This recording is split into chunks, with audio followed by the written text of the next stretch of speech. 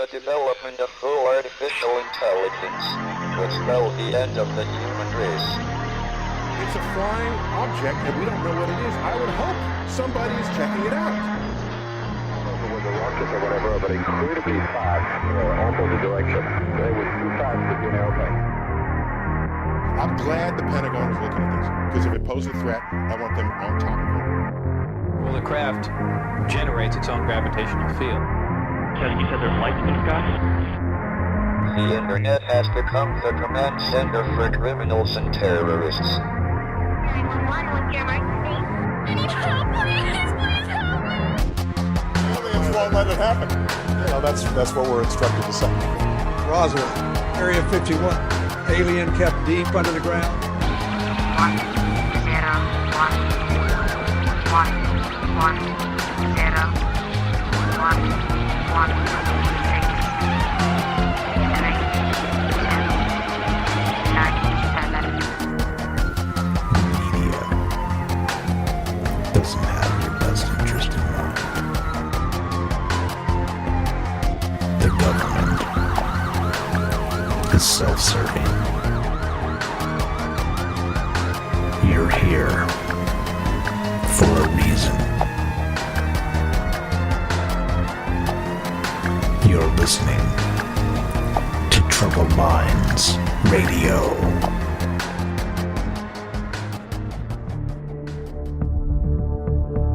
Broadcasting live from a secret bunker just off the extraterrestrial highway. Somewhere in the desert sands outside of Las Vegas. From somewhere in space-time, loosely labeled Generation X on planet Earth.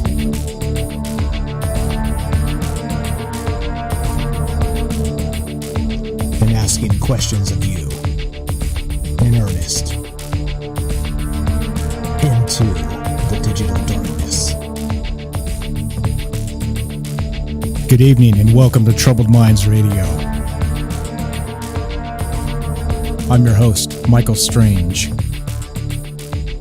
And hello to all of you who might also have troubled minds. What's up, guys? It is Friday night, and that means we are live, and it is show night. We're back. Sorry for the little bit of late tonight. Sorry for the little bit of a hiccup on Tuesday. We missed a show, but hey, we're back. That's what matters. You can't stop us. You can only hope to contain us. So here we are. Here we are at it again. We've got some interesting things on tap tonight. As usual, first things first, we're live. If you want to be part of the show tonight, it's Friday night. We do this live because we consider that transparency. If you disagree with me at any point, if you'd like to add to the conversation at any point, if you'd like to say hello, show feedback, whatever it is, request a show for the future, whatever it is, you're welcome. We take all callers. We don't screen calls, don't filter anything. And here we go. Give us a call, 702-957-1037. You can go to join troubleminds.org and join the Discord. That's a chat and a voice client as well, so you can join the show that way, which is helpful for the international folks that don't like the 702 area code, which is a long distance for them. 702 is Las Vegas, by the way. So that's actually legitimate. We are streaming from Las Vegas, and that's what's up. That's what's up on Friday night. So the way this works is we talk about all kinds of things. We talk about all the things we're not supposed to talk about, of course, which would be, yeah, you guessed it. That's conspiracy, okay? That's obvious. That's the obvious one. We talk about the paranormal, we talk about aliens, and we talk about the 24-hour news cycle. We talk about propaganda. We talk about the technocracy, the government. We talk about academia. Of course, we talk about all those things and how they affect us and how they're complicit with the media to spin narratives that don't necessarily make sense. I often say we live in the upside down, and I think every day's news cycle is more and more proof of that fact. And we'll, as always, we'll keep an eye on that. So that's what's up. That's what the show's about. If you find yourself here in a random, where the hell am I? What the hell am I doing here? But that's what's going on. So here's the way it works. What we'll do tonight is we're going to do shout outs. We always do shout outs. So if you want a shout out, just type in the chat, and we encourage any chat along the way. I'll read as much chat as I can. So just FYI, if you got good comments, drop them in there. Funny stuff is good. Good comments is good. Troll comments I will not read. So there you go. Unless they're good, unless they're really good. But there you go. So go ahead and now contribute to chat. Appreciate that. But if you want to shout out, we're going to do that first. Just type out where you're listening from. I got your first name typically, or your user handle if you're on YouTube or Mixer or Twitch or any of these other places that we stream on. We stream all over the place. Periscope, you name, we're everywhere. We are everywhere, right? If you can stream there and it's like a major streaming platform, we're doing it. We do it live, and we'll read the chat as we go. So just type where you're listening from. You'll get a shout out. We'll start with that, and then we'll do some news. We always talk about some news to kind of get the conversation started and to keep things relevant and new and fresh, because there's a lot going on in today's world. And if you turn on the regular mainstream media, the regular news, right, the narrative news, you don't get jack shit, right? There's 10,000 things that happened today, and they want to tell you 5. Guess why? Guess why? Yeah, they want to tell you 5 because they want to manage your gray matter. They want to manage how you think, what you think, how you think it, and when you think it. Or wait, I probably repeated myself there, but yeah, they basically want to take it every little bit and tell you what's up. They want to control your mind, and when they do that, they control you. And so as a result, we think that this is important to not be controlled, to be able to think for ourselves. So that's what the show's about. We're going to talk about some of the news you may not have heard, and then we're going to get to a topic tonight. And the topic, now this is one that people have kind of dropped in. Emin the Spook, shouting out to you if you're out there tonight. He's said several times that this entire news cycle business and the way things kind of roll out is very, very, very cyclical. Very, what would you say? Very, like almost like it's a programming. Like they've planned this all along, and so we have this problem, reaction, solution, and the Hegelian dialectic tonight. So if you don't know what that is, no problem. Hang out. We got a long conversation, and we'll get to that, and we'll get to that stuff tonight, and that's what we'll talk about. But let's do shout outs, and then we'll get to the news. Okay, let's do. I know I got Tinfoil Timothy gets first. I think we had Joe from Florida gets close second on Facebook. How you doing? We got Candy.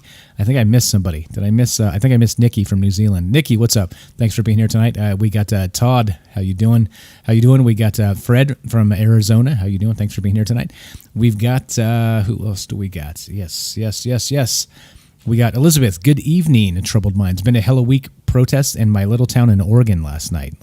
Yeah, it's going on everywhere. So if you guys want to talk about that too, we got time for you. So we do a long show intentionally, completely unedited. This is completely live. So if you want to update the rest of the world on what's happening in your neck of the woods, like we were doing this for COVID, but if you want to do that and you want to talk about maybe protests that maybe you were a part of, and I saw that some of the folks on Twitter and stuff actually went out and were actually at the protest. So let me know. Let all of us know if you guys want to update us with that. That would be fantastic. So one more time, I'll put up the phone number, and you can figure that out. Troubledminds.org. You can find the phone number and the Discord link, 702-957-1037. Let's see. We got who else? We got good conversation going on. We got Juan. Thanks for showing up tonight. We got Justin. How's it going? Someone in my trailer park got COVID. Now my hood is on lockdown. That's not good. That is not good. Kurt, what's up? And thanks for showing up tonight. We got who else do we got?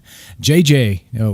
Kurt's shouting out people. Appreciate that. Yeah, bring him in. Share it up, guys. Share it up. It helps a lot with the reach if you guys you share it up to the your folks on your friends on Facebook and your groups and all the rest of that stuff. Appreciate that. Leanne, what's up from Nashville? How you doing? We got, thanks for being here, having a long time no see. We got William. How you doing? Thanks for being here. What else? Christopher, hello. We got Robert. How you doing? It says 5 weeks. I think it's been longer than that, buddy. Thanks for being here. Jeff from San Jose. How you doing, buddy? There we go. And then we got over to YouTube. We got Green Arrow gets first. Hello from Washington. Thanks for showing up. We got close second and very consistent Noble Cal-El hosting us on Mixer and also boosting our Discord server. Huge thanks for that, my man. Appreciate that.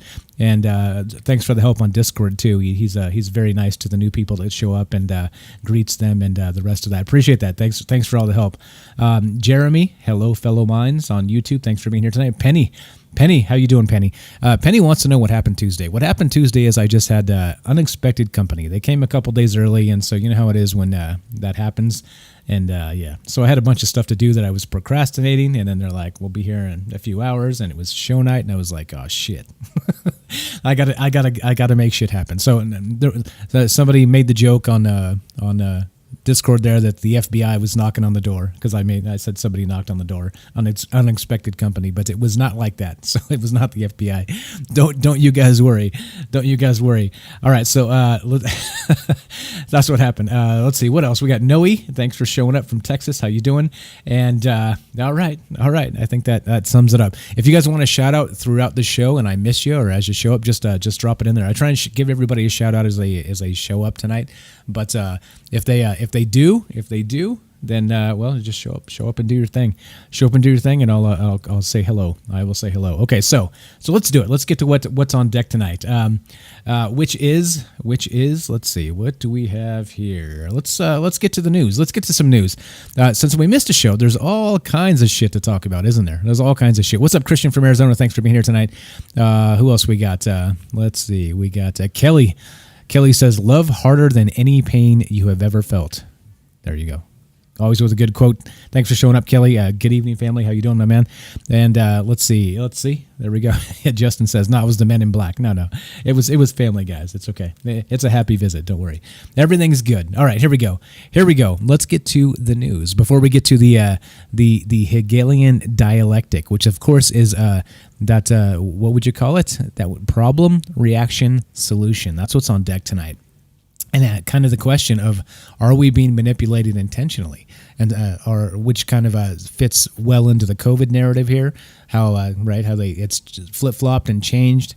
And as we look back and we kind of look at the postmortem of the media in these particular instances, you go back and you see there's a finely tuned narrative. And it's because the media flip-flops until they settle on something, and then history backs up the single narrative, right?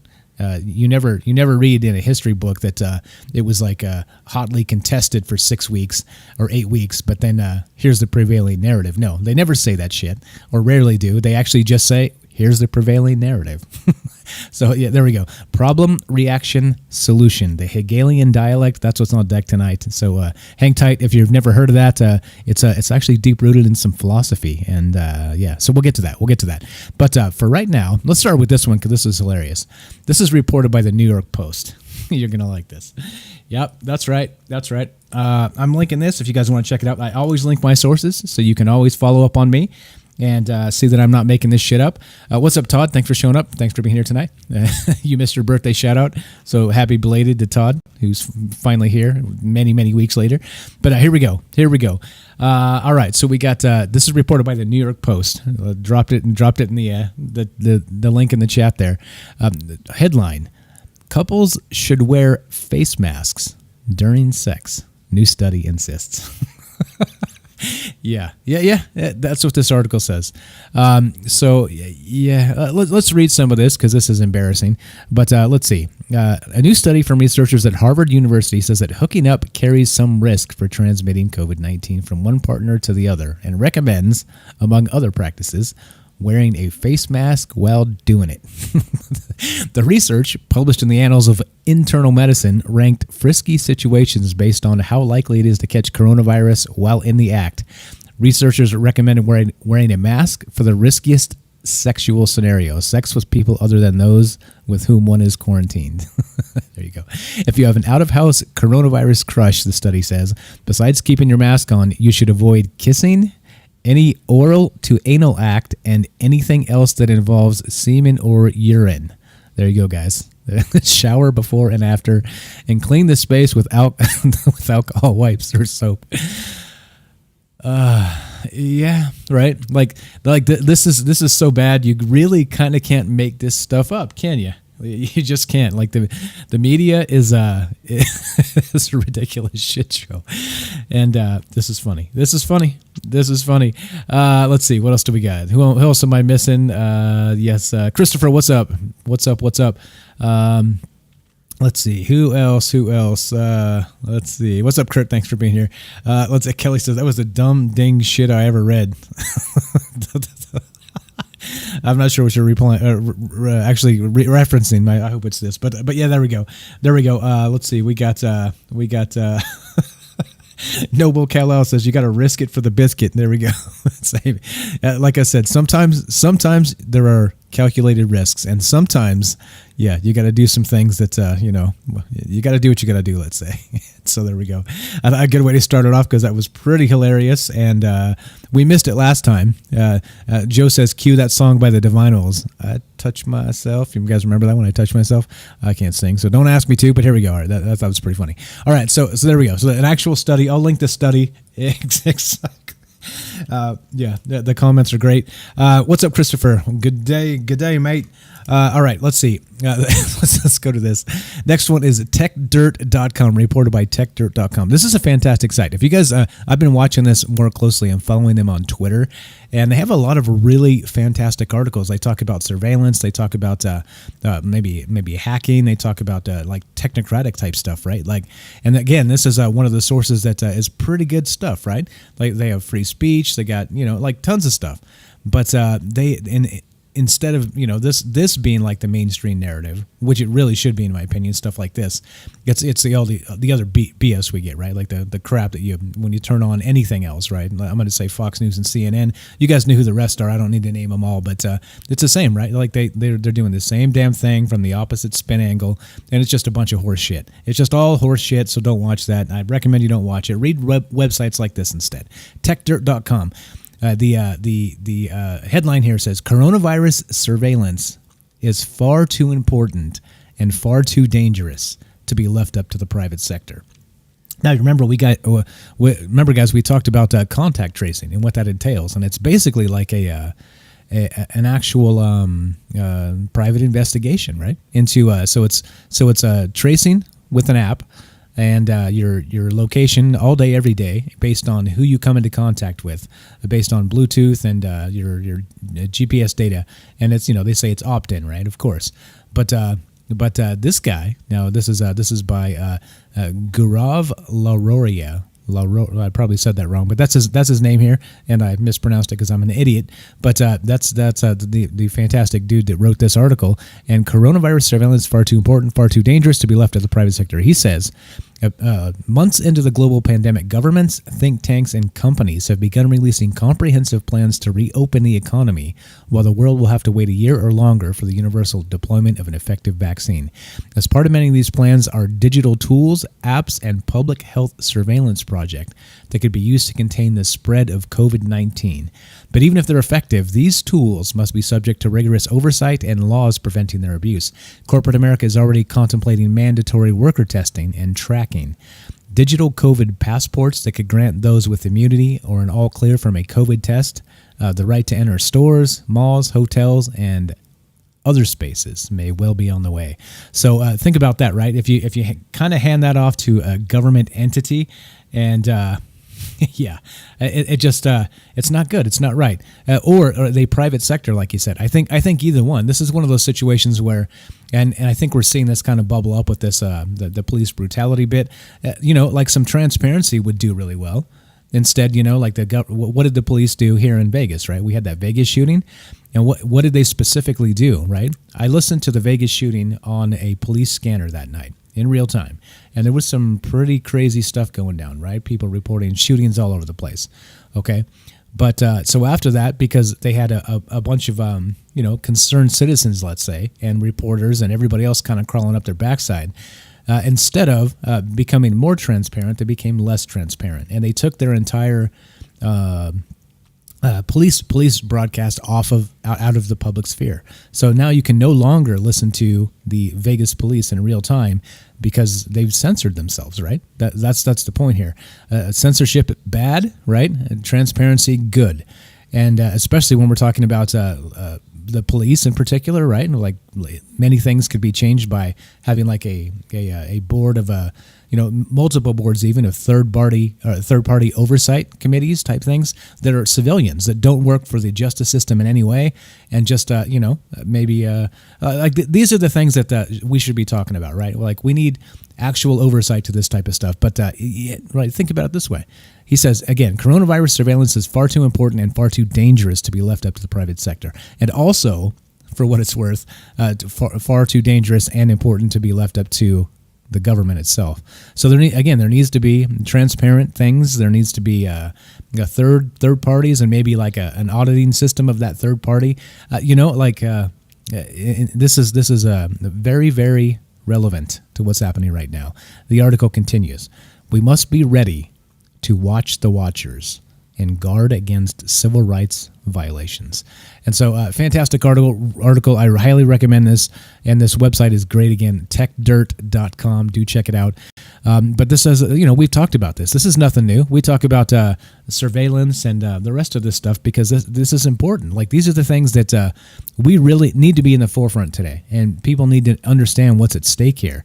And it's, back to that old Stalin-esque, right? Like, oh, well, I don't have anything to be worried about, so why should I be concerned that you're, looking through my underwear drawer, right? Well, it doesn't work like that, and it shouldn't work like that, right? Like because, well, we have a right to privacy, do we not? As private citizens, as not subjects, we are actual citizens in a world, in a government, and Anyway, so there we go. Let's see.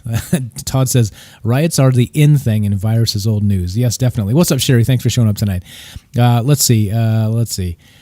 Kurt says every news conference, Sharon Lombardo had the FBI goon over looking from behind. Sheriff Lombardo looked highly stressed so many times, and that was from the Vegas shooting. You guys remember that? So they had like the federal agencies, the alphabet folks, the FBI, maybe the CIA, whoever the hell they were basically bogarting his press conferences and making sure that he said or didn't say whatever was on or off the beaten path of the narrative, the approved narrative, right? And there were even times, if you guys watch or paid attention to this is going back to the Vegas shooting is what we're talking about. So as I ramble from thing to thing like a crazy out of control train wreck, talking about the Vegas shooting, and Sheriff Lombardo is actually the sheriff of the Las Vegas Metropolitan Police here.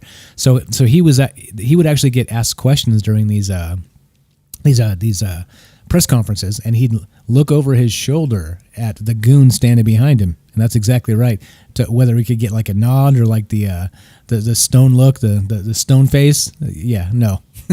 So you know what I mean? Like the nod, go ahead and answer that one, or no, we're not going to answer that one, right? And he'd step in and all this other stuff. So anyway, crazy stuff there. That's what I mean, right? So if you say that they're not, they, again, I say they, the government, the technocrats, the major corporations, the media that are all in league with each other, yeah, if you think that they are not trying to, like, every single moment to control every minute of every narrative, then I think you're dreaming. What's up, Renee? Thanks for showing up tonight. Let's see. Yeah, and Timothy says the body language. Yeah, definitely. If you watch that, I'm sure those are still on YouTube if you guys want to go back and check it out. We never did the Vegas shooting, actually. We put it up on a poll one time, and you guys voted for something else. I think sea monsters. I think so. We did instead. But yeah, so if you guys want to do that, there's a ton of really like WTF information about that. It's directly in their report, right? So yeah. Anyway, let's see. Christopher, I don't understand all the rioting and looting. He says I've read that it was an inside job, that Antifa is busy, the same group of people around the different, busing people around the different cities. I don't know. Like I can't confirm or deny that. I've heard that too. There's actually been news reports that yeah. So anyway, there we go. What's up, Caesar? Thanks for showing up. What's up with the alien stories? Hey man, we've been alien heavy, so we're gonna do something else tonight. We're doing conspiracy heavy. Hang out if you like conspiracy. What's up, Johnson? Thanks for showing up. Let's see what else as I fumble through this. William, thanks for being here. Saw on the net. Entire police unit resigns after 2 cops suspended for pushing elderly protester. Yeah, that happened. I'm sure you guys have seen it. Just turn on the news, and that's what they're saying, right? They're one side spinning it one way, one side spinning it the other way, and you're going to get that same story over and over and over again. So again, like I said, are they lazy? Are they lazy that they only have one story to talk about, or are they making damn sure that everybody hears the message, right? Yeah. So there we go. All right. So again, back to that real fast. Coronavirus surveillance is far too important and far too dangerous to be left up to the private sector and also to the government, right? So let's these are the types of things, right? And unfortunately, we're talking about another layer of bureaucracy, right? Like some sort of a citizens committee or whatever it is, right? Like who will watch the watchers, right? We must be ready to watch the watchers and guard against civil rights violations. And yeah, so there we go. That's that.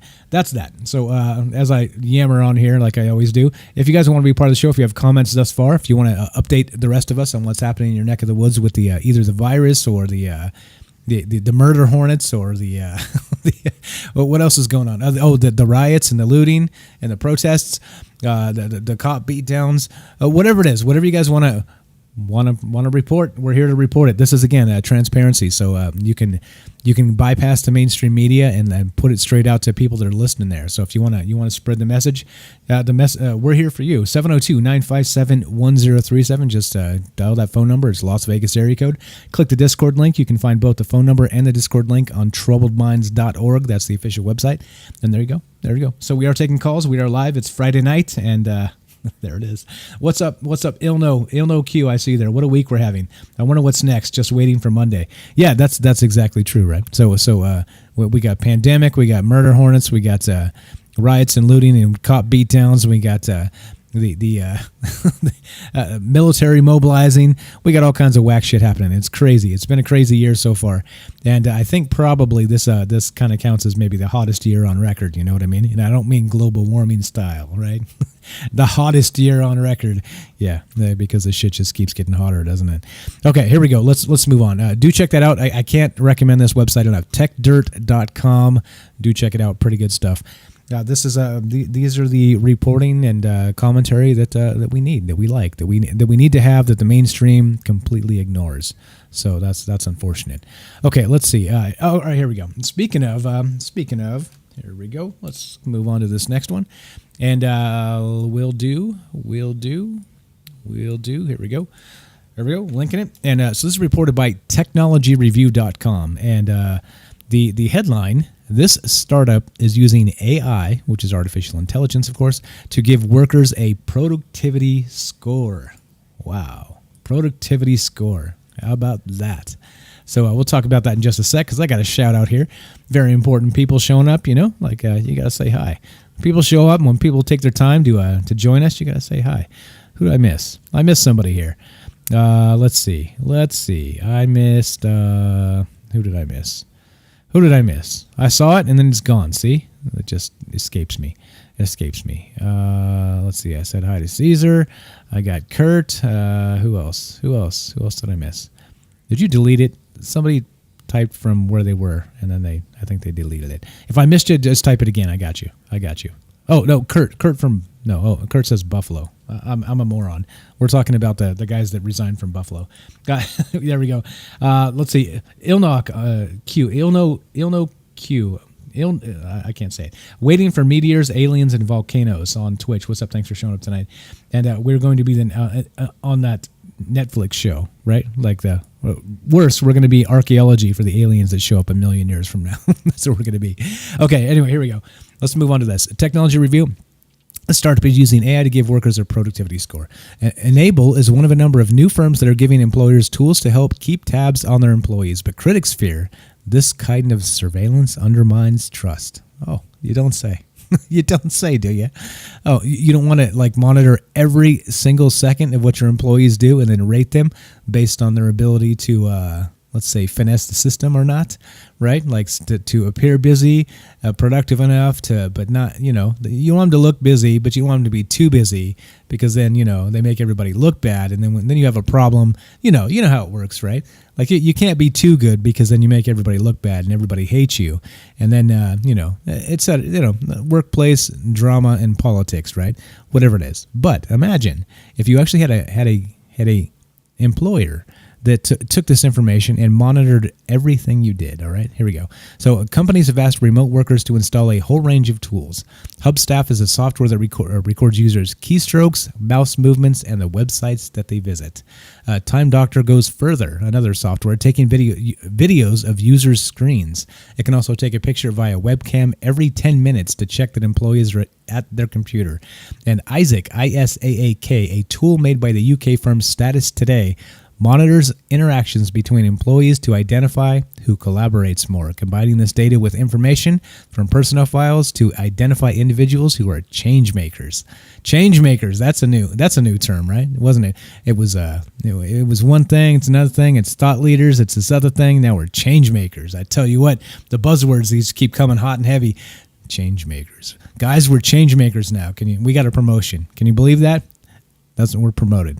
And well, with a nice thick slice of surveillance to go along with it. So interesting. Do any of you guys have jobs where you now that maybe many people are working from home, or do you have a regular job where you go in and you're like monitor every second of what you do, mouse clicks and these types of things, any sort of like mass surveillance happening, so they can give you a productivity score, which again sounds very, very, very similar to what the Chinese are doing, the CCP, the Chinese Communist Party, with what? What is it called? That's right, the social credit score, right? Yeah, and it's all based on draconian surveillance, right? So yeah, crazy stuff. Any of you guys have this going on? Have you heard of this? Have you seen this? Is this something that happens in your workplace? I'd love to hear from you. You know what to do. Give me a call, 702-957-1037. Click the Discord link. You can find both at troubledminds.org. Actually, I'm not in Discord. Let me get in there. Let's get in there. On air. There we go. Michael Strange is now on air in the Discord. Okay. So there we go. All right. So what do you think? More surveillance is good, right? I think more surveillance for the powers that be, more transparency for, let's say, the cops, just because we're the hot button today, but let's say more transparency for the backdoor deals that the government is doing constantly, more transparency for corporations that hide behind their corporation status and don't let any information out of speaking of corporations, let's jump to this real fast. This is a fun conspiracy, right? So let's not do this one. Let's do this one. We're going to jump to this real fast because are there any sports fans out there? As many of you know, I'm a sports fan, so don't hold it against me. Sports ball, etc., so on. Right? I played sports as a youngster, and it's fun. Like good stuff, good exercise. You meet lots of good people, learn teamwork, learn how to lose specifically. Yeah, go ahead and call, Joe. Give me a call, man. Let me know what you think. So let me talk about this as we go, and yeah, give me a call. Whoever wants to call, you're welcome. Do call Joe. I want to hear what you think, of course. I want to hear what all of you guys think. So here we go. We're going to do this quick conspiracy, but yeah, give me a call, Joe, and we'll put you on the phone. So now this is a fun one because it's a sports ball, right? If you guys are, as many are aware, the actual what would you call it? The sports, the highest level of sports, the NBA, which is basketball, MLB, which is Major League Baseball, the hockey, everything, right? Everything kind of got put on hold, okay? And so the Major League Baseball season is supposed to start the 1st of April, like the first week of April, pretty much every year forever, okay? Except for the strike season back in whatever year it was. Trust me, I'm going somewhere with this. This is an actual conspiracy. This is a major corporation conspiracy. Okay, trust me, I'm getting there. Okay, so if you look at this Major League Baseball site, there's a couple things going on, right? So the season was postponed, supposed to start the first week of April, right? So they have like a players union and they have the owners, right? And so they're currently negotiating to try and start a new season, all right? And it's been really, really poor because the negotiations, because the owners are like, well, if we have to play games, we don't have people in the stands buying tickets and hot dogs and beer, so we're going to lose a ton of money, right? Because we can't pay the players their full salaries or even prorated based on a shortened season because we don't have all the people showing up and paying the bills, right? So they're like, no. So not only do we want you to take a prorated cut based on the number of games we're going to play, which is about half, then because there's going to be nobody in the stands, we want you to take a further pay cut. And some of the highest profile players, like many of you don't know, you may know, Mike Trout is probably the best player in baseball. He under what the owners actually suggested he'd take like a 86% pay cut or something like that to play for the season, right? And so that the highest paid players would take the biggest hits. And this is what they're asking. This is what the owners are asking from the players. Naturally, the players said, fuck off. We're not going to do that. We want to do, we want something a little more fair. Let's just do prorated for the games we play. And, you owners, you billionaire owners, eat the loss, okay? Anyway, I'm getting there. Now, the point is, I'm explaining to you what's happening between these labor negotiations to restart the season. That's what's actually happening right now. But if you look at the website, MLB.com, okay, there's not a single mention anywhere on this website about the negotiations, the actual labor negotiations to start the new season. Not a single thing. And guess why? Because it's unbelievably bad press, because you have millionaires are bickering with billionaires, right? And it's a terrible look because many people have lost their jobs. People need the release, the entertainment value here.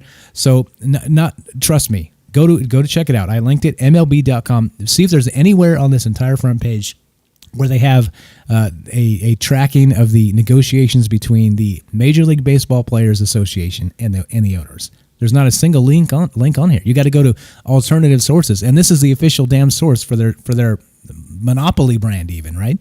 This is unbelievable. And so when you think that do major corporations censor things, right? Do search engines censor things? Yeah, hell yeah, they do. Look, everything up here is look, they have meet the best. 86 Mets win it all. So I'm going to get off this, but you get the point, right? They have all kinds of bullshit, the draft coming up, all kinds of information, trivia and quizzes, the dream bracket, historic seasons and putting them against each other in a simulation. There's not a single thing here about the labor negotiations, which is a shit show, right? It's bad press no matter how you slice it. And of course, as a result, they don't put it on the website. So there we go. Sorry to make you wait. Let's go to Joe.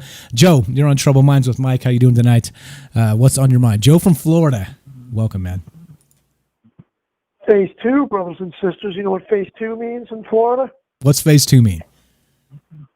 Strip clubs are open.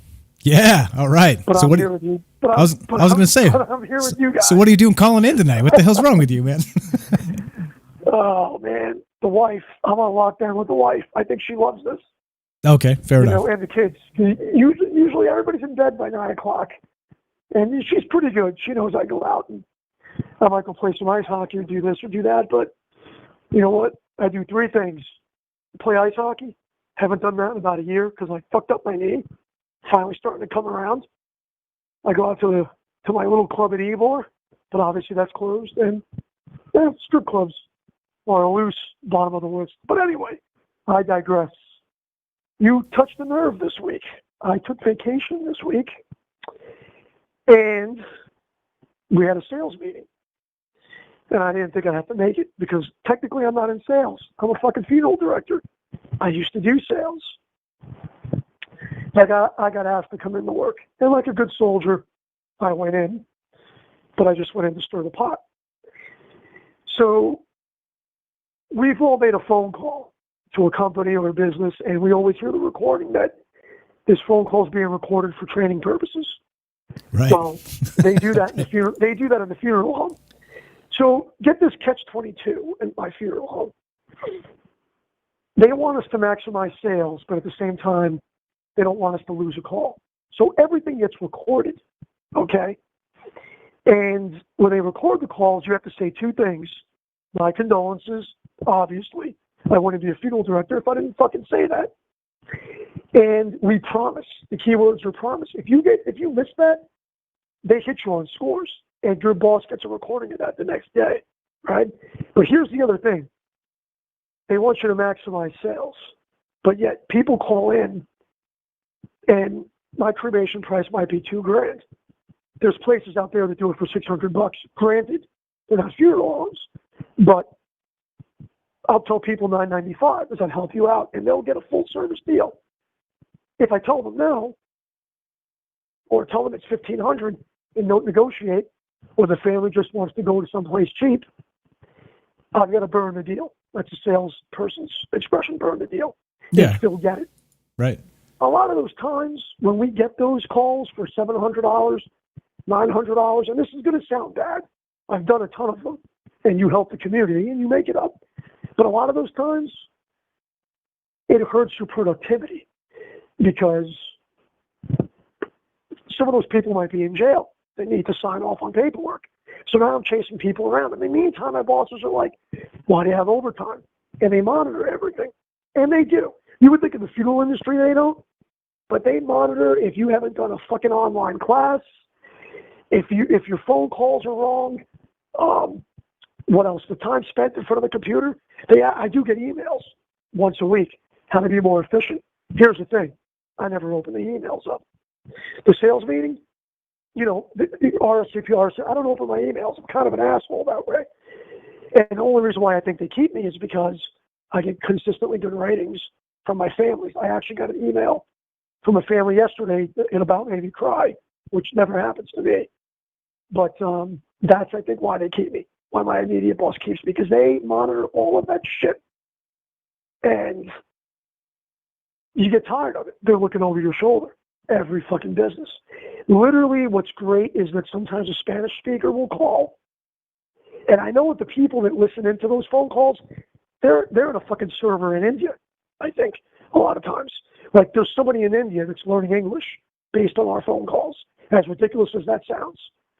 But the minute I start talking Spanish to a family, the calls get dropped or not recorded because whoever's listening in doesn't speak Spanish or doesn't understand it. Really? The other thing so that's they, really they, bad, they dump the call. Yeah. Wow. They dump the call. Sometimes I have to call people back. And you'll hear the delay. There's latency, especially if it goes to a third party and that third party connects me. I'll know because when you're talking, like you and me were talking pretty clear without stepping over each other, with those phone calls, you step over each other consistently. And that's how you know it's recorded because the latency is in the system. It's all, it's all internet, voice over, I guess. But another sad thing is in my business in particular, sometimes a family doesn't have money or I know a business that could do something for the family faster and cheaper, like a ship out. Let's say they need a ship out to Mexico or Colombia. I could do it, but it might take a month, and it's expensive. There's funeral homes out there that could do it cheap. So what I end up having to do is I have to lie on the phone and say, I can't hear you. I'll call you back. And I'll literally call the family back on my cell phone and tell them, call these people. It's going to save you money. And I'll tell people my phone calls are recorded. Trust me when I'm telling you this. Yeah. So okay. That's so we're talking about like the surveillance state and being at work, and that's kind of the article. One of the ones I started with here. So that's what the topic we're on, guys. And so not only that, every word you say is being monitored on the telephone, of course. But does it go beyond that for other folks of you? Real quick before you continue there, Joe, we got to get a great question for you. Robert wants to know: do strippers spray Lysol on the dollar bills before slipping them in the G-string? No, they don't. But I have had some girls play stripper darts. Does anybody know what that is? Negative. Never heard of it. That sounds amazing. So I learned too. So they take their lipstick or their chapstick, and what they do is they'll put it all over the dollar bill, and then they'll curl the dollar bill around like some quarters or some change, and if they throw it hard enough, it'll stick to somebody's ass. Okay. All right. Fair enough. Yeah. Fair enough. Okay. Back to the topic at hand. We could digress on this type of stuff. Okay, go ahead. Sorry, I had to ask that question. I'm like the patron saint. I'm the patron saint of dancers. Basically, that's what I'm known as. But yeah, as far as surveillance, they track our sales. Here's another thing they do for advertising. Our website. So let's say somebody that's like 97 years old dies and they have no family. I literally have to lie and put an obituary on my website within 24 hours of putting a contract or putting money in. And I literally have to lie saying that this family has a service. Like every family that we meet, service or not, I have to put that there's a service and an obituary of 150 characters. And I have to post a picture that is not a generic picture, but something that I get off the internet for me to get credit. And they monitor all of that. They base your scores. They base your bonuses. They base everything on those things. And those metrics don't mean anything. But because some college boy up the corporate line in the middle of management has to justify their job, and that's what they fucking do. Yeah, yeah, So, as standard in a lot of places. But but I think sales reports and well, yeah. Sorry, go on. and then you get the dead man switch when you talked about cameras every 10 minutes, this, that, and I mean, I think there's programs already like that where if you don't hit the keyboard, it's like a dead man switch. They know you're not at home. Like you've got to hit that keyboard like an engineer, like a train operator. It's got to hit the switch. They're awake. So I mean, it's already going on. And while you got me on the phone, veering off on things, I was thinking about this yesterday, and I posted it on the Discord. But I was looking at Illuminati cards. Maybe when you get into the conversation later, I don't know if anybody's investigated those cards. When I looked up the cards had police state, surveillance state. It had all these things. Oh, yeah. And when I was looking at those cards, I mean, it's painfully obvious to all of us. But when I looked at those cards, really China was the rollout. We looked at what's happened in China, and it's really kind of being mimicked now. And to revisit things, I looked at the last president. I was having all these things last night. I had to put them down because it was fucking really crazy. But, you look at Ingersoll Lockwood and his books, and then you look at the surveillance state, and then I looked at those cards, which I really haven't investigated them, Illuminati cards, till yesterday. And one of the cards was deal a double disaster to the country or something along those lines.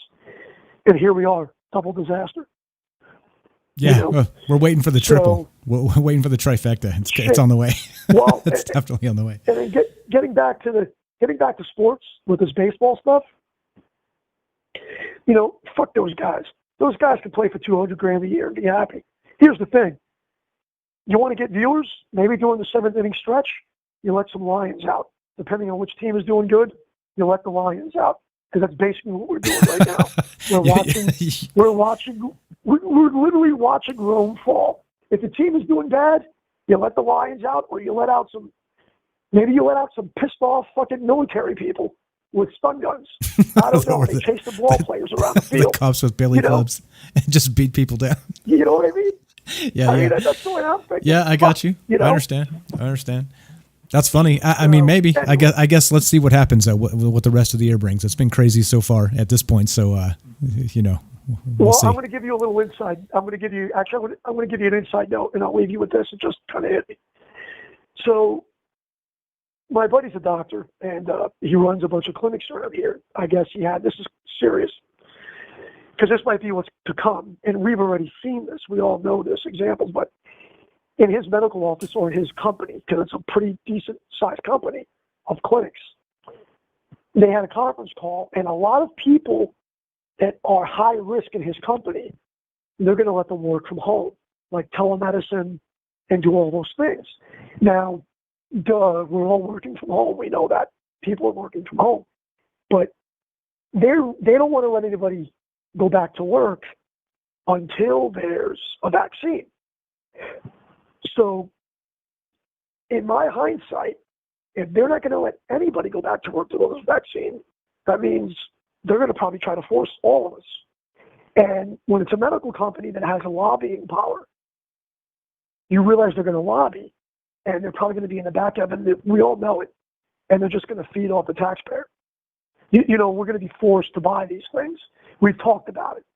We've all talked about it right now on the shows you've had currently, but I heard it from a buddy of mine, like I said, he's a doctor, and he didn't say that. He just said that they're not letting anybody go back to work that's high risk. Well, and what does that mean, high risk? Until there's a vaccine. Yeah, and I looked at him and I'm like, why not? Well, we'll see.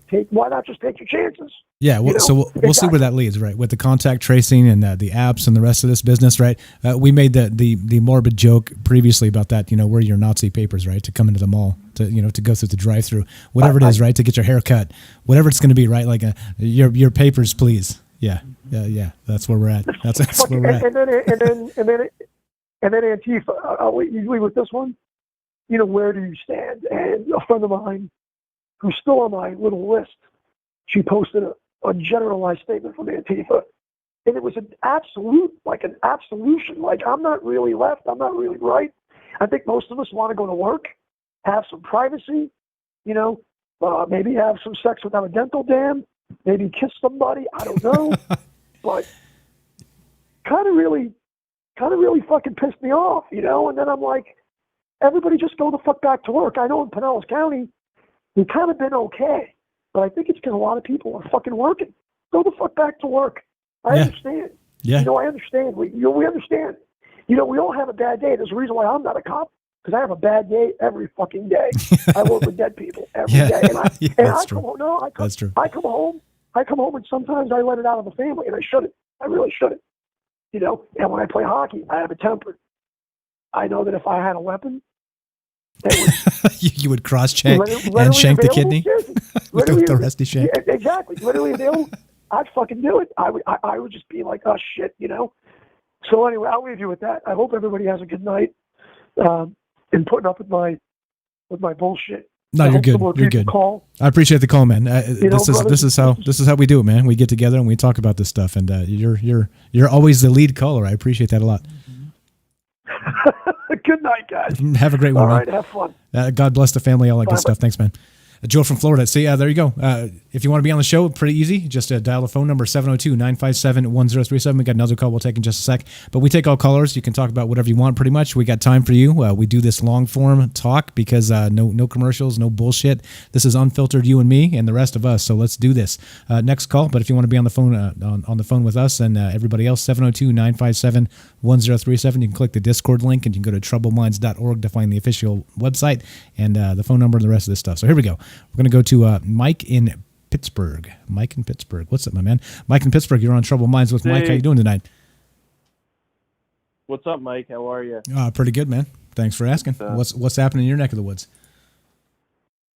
No, just listening to some more Rick Doty stuff. He's back in UFO news again. So rather interesting things. Grant Cameron's asking him all these questions, like what he thinks on the Wilson documents. And, I can't tell, like, it's so hard. I know we all hate him and it's just so easy to say no, but, there's some truth to what he's saying there because there's verification from other people that he had employment with Hal. He's talking about how he's, like, in the office with Hal Putoff and Eric Davis and all these other people. It's kind of bizarre. The pantheon of UFO tech people that I think of, like all the physicists and scientists, like I don't think Rick Doty, rubbing elbows with them, but that's what he described it as, his employment for years.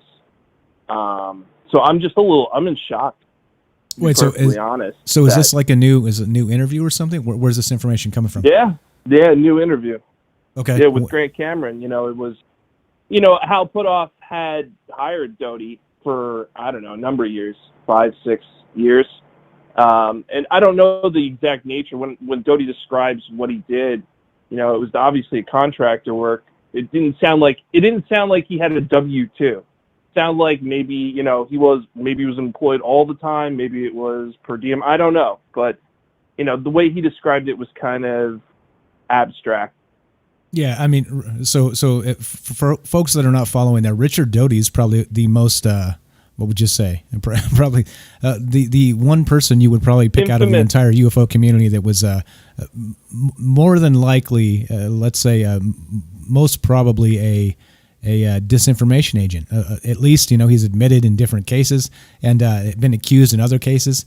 And so, like, he's definitely makes the entire ufology bit suspicious as hell every time you hear somebody like an insider speak. So just so you know, Richard Doty's the guy's name, and he admitted to hoaxing stuff or maybe not hoaxing, but kind of leading people on and feeding them false information. And was it Paul Benowitz was the official, the most famous case with him, right?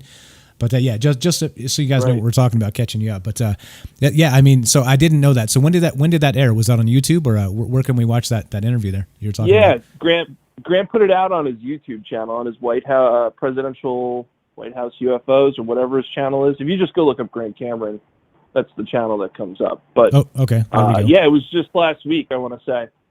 Okay, nice. And maybe like 35 minutes. It's not a really long interview, but Doty, he says he has.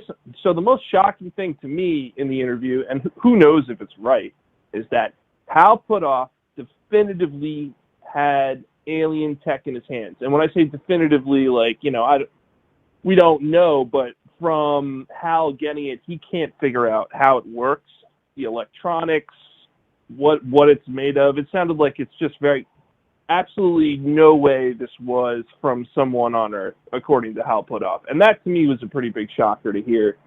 Doty say a lot of things that were kind of mundane and then kind of drop that in there. You're like, whoa. Yeah, exactly. He's personally, when I see something from Doty, I don't even read it. Like, that's probably why I skipped over that.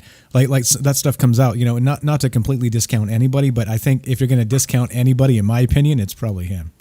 Just because like everything he said is so. Yeah. It's so back and forth, and he's clearly lied about things and made things up, and then he's admitted these things. And then so how can you take somebody who actually says these things, admits they've been lying for years and years and years, and then take anything they say now as, any sort of gospel? So yeah, I'm with you. Go ahead.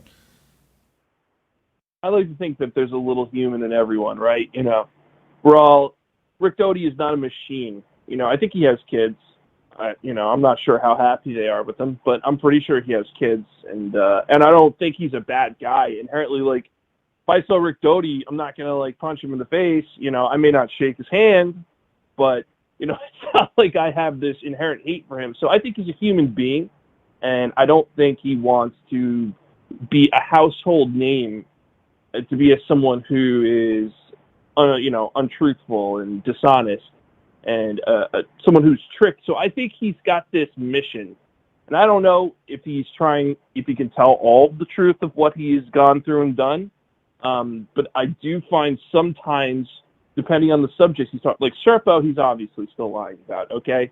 Project Serpo, where they did the whole thing where we had the exchange program with aliens. I forget the guy's name. I think his name was Victor Martinez, possibly. Correct. Who was getting emails from people, and, Mark Plinkington, I think, did the Mirage Men documentary where they did the analysis on these emails from all these various people about this exchange program the government had. And it turns out it's all from Doty's IP, right? It's like, and then you hear Doty, and Doty's like, well, no, you can't say it's just me. It was multiple people. And you're like, dude, that's such a catfish. Like, stop. When I was 13 years old, we knew people who did this. And you're not the first person to do this, and it's pretty widespread at this point and easy to identify. Yeah, that part of it, I definitely don't buy. No, yeah, the easy anonymous sources, right? Oh, there are other people. I can't name them because it's so super top secret. But yeah, there were many of us. We were holding hands. They're all you. You know what I mean? Like, yeah, exactly. Remember all the Martin Lawrence movies? I don't know if you're I don't know anybody here is a Martin Lawrence fan, but all those movies like Big Mama's House where he played like 6 or 7 different characters. You know what I mean? Is that Rick Doty? Rick Doty plays 7 different people in the UFO field. Like, who knows? How many accounts are Rick Doty on Twitter? I don't know. Probably a few. But, is he trying to come out and say, hey, I fucked up. Look, Linda Mouton Howe burned him. Linda burned him when I guess he fought. In that Mirage Men film, again, he's like, Linda burned me and I burned her back. It seems like he's really bitter about getting his name out into the public. And I think he's on just some sort of campaign of redemption. And that's not to say what that means is he's going to tell the truth. I think he's just trying to get himself into a better light. And I think maybe there's some truth in between the lines there that we need to read.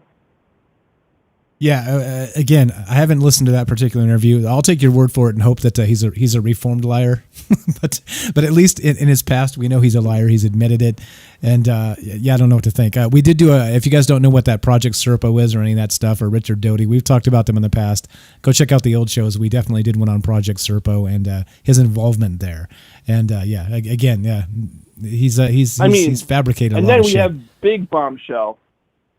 Big bombshell was Dr. Eric Davis being interviewed by Stephen Greenstreet on what's that show? The Basement, I think they call it, with Nick Pope, who I could care less for. But talked to Eric Davis, and that program they had, ATIP, the one that was the government-funded UFO program that came out in 2017 in the New York Times. It turns out, right, the program ended. Lou Elizondo doesn't run it anymore. He said he had trained someone else to do it. But, Pentagon says it's over. Cue up maybe about a week or so ago, Stephen Greenstreet puts up an interview with Dr. Eric Davis, right? And Dr. Eric Davis says, I still work for ATIP.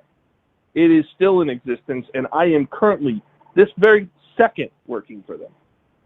So, here we have, I don't know how to tell people, like, this is unprecedented in UFO history, where everyone's just sitting there on their laurels going, what's up with UFOs? Where's disclosure? And here's this guy going, hey, guys, I currently work for the program that researches this kind of stuff, and nothing, crickets, not one person. I hear people screaming about Antifa.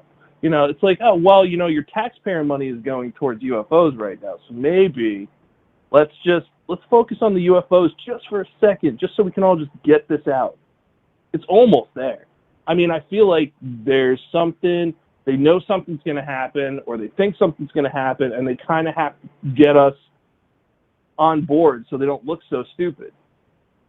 Yeah, well, I think it's one of those things, like, disclosure is a complicated thing, right? And clearly they don't want to just clunk it out. There's some sort of controlled drip disclosure going on. We don't know how long that's going to be, 2 years, 3 years, 5 years, 20 years, 50 years. Who the hell knows? But I think the powers that be have their hands full right now. I think there's a few other things going on that maybe put this on the back burner. And who knows, right? So maybe Richard Doty again has been employed to go, keep us on the hook, let's say. Who knows, man? Who knows? Just again, I don't know anything about what I'm talking about. You know that. If you listen to me, I don't know anything about anything. I'm just, I kind of going hip shooting. I'm a hip shooter. I'm a 10,000 foot hip shooter. But yeah, maybe, right? Maybe. Who knows? Definitely good stuff. I don't know. I think it's controlled disclosure. Definitely, government is involved. They've got their fingers in it. We have the WikiLeaks leaks with, like, General McCaslin was definitely communicating with Tom DeLonge. Tom DeLonge was at a Lockheed Martin facility. Just think about that. Those words came out of my mouth, and that means a thing happened. I'm not saying that, but that happened. Okay, Tom DeLonge, was at a facility that probably most United States senators can't step foot in. Okay, but Tom DeLonge was in there, and why the fuck was he in there? Somebody high up in the government had to say, yes, bring the guy who talks about his dick and balls all the time into the Lockheed Martin facility where no one's allowed. Because that's important. Exactly. And again, I have a lower-ish opinion of Tom DeLonge because of all the dumb shit he says, because of all the stupid tweets he puts up and deletes. So he says a lot of dumb shit, He really does. So you can make the argument that he's done a lot for disclosure or not or whatever, but he does say a lot of dumb shit and delete a lot of tweets and his Instagram posts and stuff. And he kind of acts childish. Though? That's the point. Yeah. Well, are we measuring people by merit? Well, exactly. So do you agree with me that he acts like a clown and he probably shouldn't be like the tip of the spear for disclosure, right? Right. Yeah. Right. Yeah. But if we look at the scoreboard, I have very little control over who is in control of disclosure. I don't know if anyone's noticed, but it's not up to me. Yeah. You and me both. That being said, I'd rather it be up to anybody than no one. I'm all about throwing as much stuff against the wall and getting it to stick at this point. So I think everybody kind of wants to see some sort of movement in this field within our generation. Nobody wants to, and I'm sure, the guys that are in their 50s and 60s are like, well, fuck, come on, man, I'm not going to live forever here. And, I think everybody kind of deserves a shot at knowing a little bit more. And if Tom DeLonge can move the fucking ball, I don't know if we all work with shitheads, right? Everybody works with a shithead. That's true. I hate terrible salespeople. There are so many terrible salespeople out there in the world, but goddamn, sometimes they're just really good at their job, and you fucking hate them, right? But they're really good. So I think that's the kind of relationship I have with Tom DeLonge, where, God, I fucking hate him sometimes so much. But then other times you're like, oh, fuck, all right, that was pretty good what he did. And at the same, if he's not doing it, who is? I can't think of anybody who can come on this radio show and tell you, well, Jan Harzan from MUFON's really fucking kicking down doors. No, that's not happening. You know that's not happening. Yeah, no. Not so at all. who is it? Who is the champion? You're never going to get anywhere. You're never going to succeed. If this is about product placement and actually getting people to listen, how are you getting traction? I just don't see a median for even getting people involved from the general public. Before TTSA, what it was like Ancient Aliens, I think, and that was the premise of what Tom DeLonge said is we have such garbage, and unfortunately he does promote garbage. I would say arguably less than Ancient Aliens, but it's still garbage. That was the premise, though. Ancient Aliens is the thing that's educating people on something that might be very important, and that's dangerous. Yeah, exactly. But you can make the argument either way. I think whether I think it's good in a way that the Tsoukalos guy with the big hair has done made people believe that maybe this is a possibility. Like all the crazy stuff he says, and there's a lot of really sketchy shit on that show. But for the most part, it makes people maybe consider the possibility. So you pick your poison basically. Sure, he's doing damage with really shitty narratives and bad information, but he's also kind of perking people's interest and then making them think that maybe this could be possible. Maybe the Bob Lazar story could be possible. These types of things. So I don't know. I think it goes both ways, but yeah, right. You just can't win. You mentioned Lazar, and I still have to go back to the fact that it's a very complicated issue, like a lot of things. Lazar is a liar. Doty's a liar. It's all duality. I don't think that anything we know is true or isn't true. I think number one, we don't know what we have. I think the government has something. They don't know what they have, and they don't know how to ask people what the hell it is. And literally, the national security state has built this thicket of legislature where I don't think anything can get out that's worthwhile. Does Hal put up really? Does Hal put up really? Did he get this piece of technology and see it, and he can't tell us? Because I can tell you something. When me and my wife were in Berkeley Springs at that talk with him, I think there's a lot of things lost when you see someone on video, and it's from a videotape from 30 feet away, and you can't really hear them that well. And then you see them in person. And I saw Hal Puthoff, and I saw someone who was probably pushing 80 years old on stage for hours on end under a hot light, fielding retarded questions about Ingo Swann. And the dude did it with a smile on his face, a little smile, and he was enthusiastic. So why is an 80-year-old, do you think an 80-year-old man is trotting out there to lie about UFOs for intelligence agencies? He's got money. He doesn't need to do this. He does it because he's got something. He's got the spark. Something, he saw something, and whether it's bullshit, whether, it's part of the hoax program where they show people fake bodies or fake technology, he's convinced, from what I can tell, that whatever he saw is not from here. Without a shadow of a doubt, that it was so worthwhile that he was going to commit himself to being in his 80s, to going to bumblefuck West Virginia to talk about UFOs to a bunch of rednecks.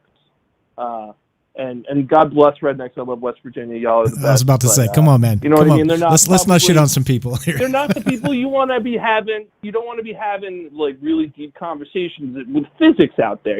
That's just not the crowd you really talk that to. Hey, come on, you never know. There's plenty of people who are into rocketry. What if I'm from there, man?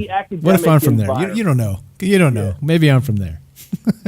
Yeah, and I get your point. No, come to WVU. Go to WVU, right? Go to WVU Morgantown, right? That's where you have that conversation. Not in Berkeley Springs, West Virginia, in a place called the Ice House or whatever the hell it was, right? Okay. That's a great place. You can get a cold beer there. It was a very academic talk. Yeah, no, I understand. I understand what you're saying. Yeah, so great call. Appreciate that, man. Anything else before we let you go? Well, we will get to the Wilson documents at some point, just to let you know. We're going to get there. We'll get to Wilson documents. I don't want to hear about that. But anything else while we got you on the phone? Just be careful about the Antifa misinformation, guys. I realize there are leftists that do really stupid shit, and there are some really weird groups of Antifa that associate with doing dumb shit. But on a whole, the group it's something that you engage in. It's not something you subscribe to. A majority of people. So when people get angry at their friends for saying, oh, well, I'm anti-fascist, and maybe once they showed up and did something stupid, I don't think that's enough to say someone's a terrorist. And I think it's just we should be careful. No, I don't think anybody I don't think right-wingers, I don't think people should be labeled terrorists either. But individual organizations that commit terror acts, like the Pittsburgh Animal Liberation Front, whoever that guy was that got arrested for burning that cop car, go after that organization if they're committing terrorist acts. But let's just careful not to paint everyone with broad strokes. All right, I'm out. I appreciate it, man. Thanks. That's Mike from Pittsburgh. Great call. Lots of great information there. And so that's the thing, right? We talk about UFOs on this show. And Mike's on Twitter. You can find him, I think, Foya Boy is his name there on Twitter. So he's always talking about UFOs if you want to check him out. And again, the conversation continues. These are the things we don't know, right? There's things we do know about ourselves, about the world around us, right? The basics. But then there's all this other shit. And that's why we do the show. That's the type of shit we talk about. That's what we're here doing. So I appreciate the call. Thanks, Mike. And he's got a good point there about Antifa and the rest of these terrorist organizations. Don't be so quick to go with the partisan line and do what let's say Don Lemon tells you or what's his face Tucker Carlson. These assholes. Don't be so quick to just hook, line, and sinker. Do what they tell you and label these guys terrorists, because it is true, right? A little more complicated than that. And we're going to get to that tonight. So that's what's on deck. We're going to talk about the how the government handles these situations, and is this all of this fabricated, or is this just sort of an organic sort of situation? And it's not just you'll see. We're going to get to the Hegelian dialectic in just a sec here, and how the government maybe handles these things, or maybe they manufacture these things. So that's what's on deck tonight. Again, we have time for you. We do this in long format, no commercials. We just we do our thing. We talk about this stuff, and you're invited. So if you want to be on the show, just like Joe and Mike there, give us a call, 702-957-1037. You can join the Discord by going to troubleminds.org and clicking the Discord link, and the phone number is there as well. A couple more shout outs. We got Joe on YouTube, and we got Joe on Facebook. I know I missed you a ways back. We got C. Pete. Thanks for being here. We got Too Fast TJM. I see you on YouTube there. We got Fluffy Bunny. I see you on Mixer. Thanks for showing up. We got Thrash Metal 617 with some hilarious comments. I'm reading that too. What else do we got? Let's see. We got Michael. What's up? Michael on Facebook says, I'm friends with Bob Lazar and have read most of Hal Puthoff's major papers. There you go. If you can get Bob Lazar on the show, we'd appreciate that. Please tell him to call us, man. It's again, right? We're trying to get to the truth here, and if he's got things to say, we'd love to hear it. So there we go. Okay, so we went a little long on the news, so we cut some of that out. No big deal, but we have time for you. Do call if you want to be part of the show, 702-957-1037. Click the Discord link. You can join us by going to troubleminds.org. Find the phone number and the Discord link there, and there we go. All right, let's move on. Let's see if there's anything. Let me just one more time. Let's pick the news real quick and see if there's anything else. We left off with the baseball conspiracy. All right, how fun is that? Let's see what else is here. That's really hilarious that we have to really talk about tonight. Here we go. This is a pretty good one. Speaking of right wing extremists, terrorists. This is pretty funny. I thought this was cute. Let's say cute's a good one. What's up, Shane? Thanks for showing up. Appreciate you being here tonight. It says, love your show. Thank you. I love that you love the show. I love that you're here joining us live. Thanks for showing up. Tell a friend. Please tell a friend. Here we go. Let's go to this real fast, and then we'll move on. I'll pick just a couple more quick news stories, which are a little more funny, a little more cheeky. Here we go. This is reported by the New York Post. Right-wing extremist arrested for planning riots at protests in Las Vegas. All right, so this was June 4th, 2020. So there's three guys, and you can read the article. I linked it there. As always, all the sources we talk about are linked, and you guys can check it out because, well, we don't make shit up. We do our best not to. We have sources for this stuff. If you want to say they made it up, fine, but we're kind of parsing the propaganda. But here you go. I thought it was interesting that we have right-wing extremists arrested for planning riots at protests in Las Vegas, right? However, there are actual riots going on all over the goddamn place, and nobody's being arrested out there. Or, it's like catch and release type stuff, right? So they're in the planning stages of inciting riots, and they're arrested. But I guess the the pertinent thing here is right wing extremists, however you want to say it. It's like again, right? Like, don't mean to be political. Nobody get angry. When I say right wing and people get hair on fire and run out of the room, it's not like that. But just think about that. So we're arresting people for planning to incite riots. All the while, countrywide, riots are being incited. Yeah. Anyway, just a funny. I thought it was pretty hilarious, just the way that headline read. You guys can check that out. Let's see what else. Real fast. One more, and then we'll get into the thing tonight. Oh, I think this is important. Let's talk about this real fast. They're reported by CNBC. Check this out. We got this now. Here we go. Let's do this. So, Jim Cramer says it's the Mad Money guy. Many of you guys have seen him on. He's on CNBC. He's the bald guy there with the tie and the big buttons, and he talks about investing. He says the pandemic led to one of the greatest wealth transfers in history. Okay, so how does that work? You ask. How does that work? So think about it this way. Amazon has spent the last 15, 18, 20 years basically putting every shopping mall in the country out of business, right? Probably in the world, because they don't just operate in the United States. Like all of retail, legacy retail is dying on the vine, okay? And so as a result, the only way to really compete with Amazon is to have like a mom and pop niche store, right? Where niche, if you're not French. I'm not French, but I think that's how you say it. But like you basically supply like a very, very specific product line that Amazon can't really touch you on, because they can't carry everything. Contrary to popular belief, Amazon cannot carry everything in the whole damn world. So you can still compete, right? On like a small mom and pop type store basis, okay? Well, it just so happens that the pandemic, COVID-19, ended up shutting down a ton of those mom and pop stores, right? They didn't have like a big cash flow. They had kind of carved themselves out as a sustainable thing, competing with Amazon by having things that they could sell that Amazon really couldn't stock and sell, right? But now, of course, they're out. A lot of those are going out of business. And so let's go to this real fast. This is a meme I saw. And I didn't fact check this, so forgive me, guys. Well, but it's a funny meme. I'm going to link it here, and you guys can see it on the stream. It's a picture of Jeff Bezos, right? The Amazon guy looking smug as fuck. And he says, it says looters here. Looters. So not just COVID, right? But he says looters. On behalf of Amazon's leadership, workers, and shareholders, thank you for your hard work and ongoing support. With your help destroying downtown businesses and suppressing retail sales, we're on track to having the highest second quarter earnings in our company history. Jeff Bezos signature again, right? So a little bit tongue in cheek here, but you see, we have like the double whammy, and you wonder why people are suspicious when shit like this happens, right? So suddenly, Jim Cramer here says, for instance, he says that the pandemic led to one of the greatest wealth transfers in history, and then we have not just, it's like a back-to-back double whammy where we have the pandemic, and then we have the rioting and looting and the burning of small businesses and kicking in windows and all kinds of whack shit, right? So as if it wasn't bad enough, they had to barely get back in and open their shit up. Well, now we're going to kick their windows in and steal all their inventories. I mean, yeah. So of course, where does the business flow? To Amazon.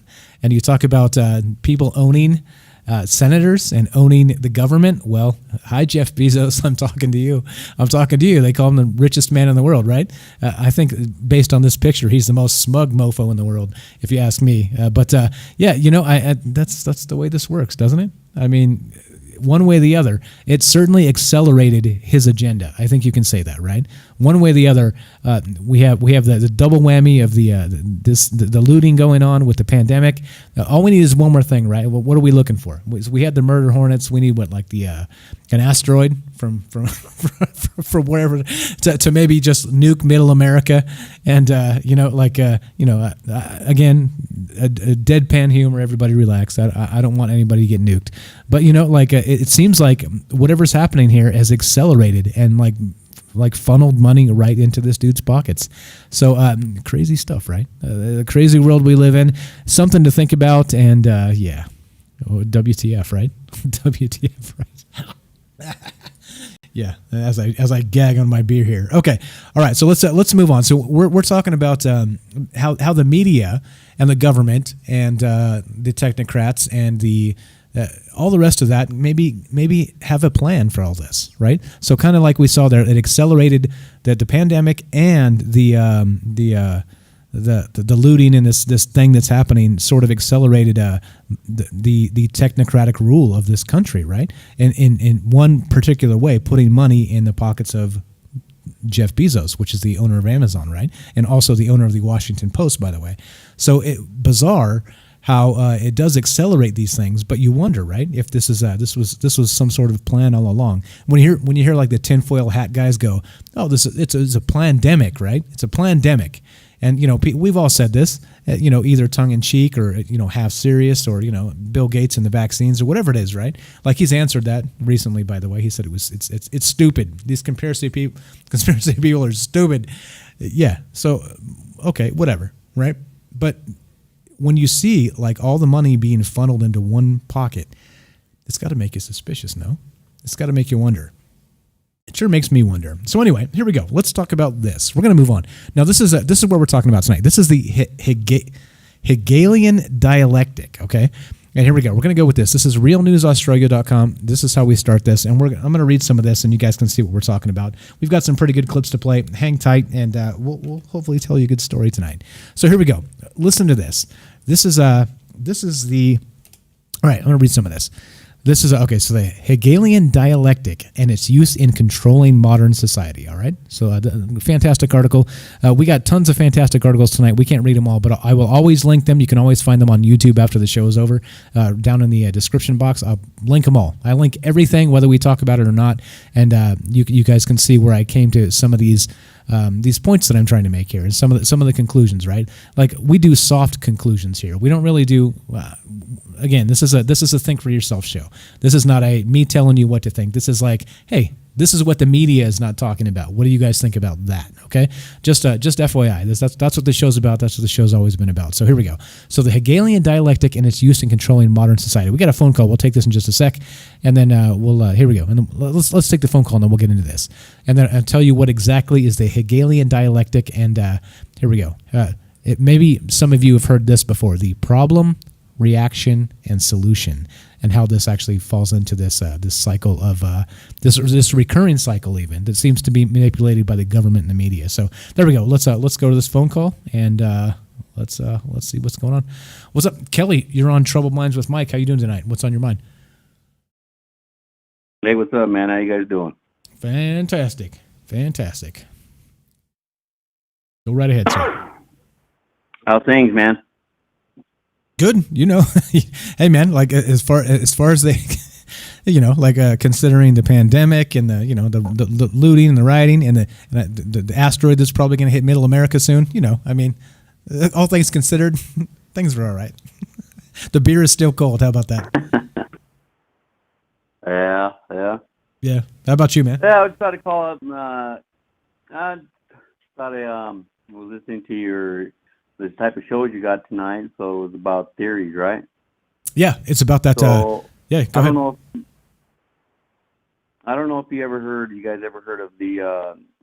Well, this has got to do with the World Trade Center buildings, and it's called. There's a video in a book called "Where Did the Towers Go?" I don't know if you ever heard of that. I have heard of that. I have not read it, but yeah, I've heard of it. Yeah. It's actually it started with a Dr. Judy Wood. She's like the go-to person. She's world renowned for like building construction and then demolition. So she knows exactly how everything would be affected with like an airplane hit, or if a demolition brings something down, how wood or steel or aluminum, how everything would affect with extreme heat, or with different materials. Let's just say. Well, she came up with so she got into the World Trade Center, and she's got a video that's on there. Actually, I put it on Discord. If you want to check that link out and then open it up and show these guys on there. It's like on at 29 minutes and 40 seconds, it kind of shows how they're. What her theory is it's what brought those things down and how they did it is called the Hutchinson effect. I don't know if anybody's ever heard of that as well. Have you, Mike? No, not in this capacity. Go ahead though. So if you guys want that link, it's in All Discord. Join the Discord, troubleminds.org. Click Discord link. You can find that video right there. Go ahead, sir. Sorry. Okay, yeah. In that video, anyway, in that link, if you go to 29 minutes and 40 seconds, you'll see where I'm talking about what I'm talking like steel beams that are probably like 140 feet that were still left when the towers came down and all that other stuff. When everything turned into powder, all that concrete, and a steel beam just actually literally disappearing, like broken down all the way down to the molecules. With the Hutchinson effect, I'll also post that one in Discord as well. I couldn't do it on this right now because I'm using my phone, but in there the Hutchinson effect, what it is a unknown phenomenon this guy created, and it could at first when he first was messing with it, he couldn't control it. What it would do, it could like levitate bowling balls, but it was sporadic. You couldn't control it. It could take metal. He's got a metal rod, stainless steel. I don't know if it's stainless steel, but I don't know the tensile strength. But this thing is like a steel rod, and it turned it into dust. And like in that video, it's like from the it's an older video, but it's like in the I would say 80s or 90s.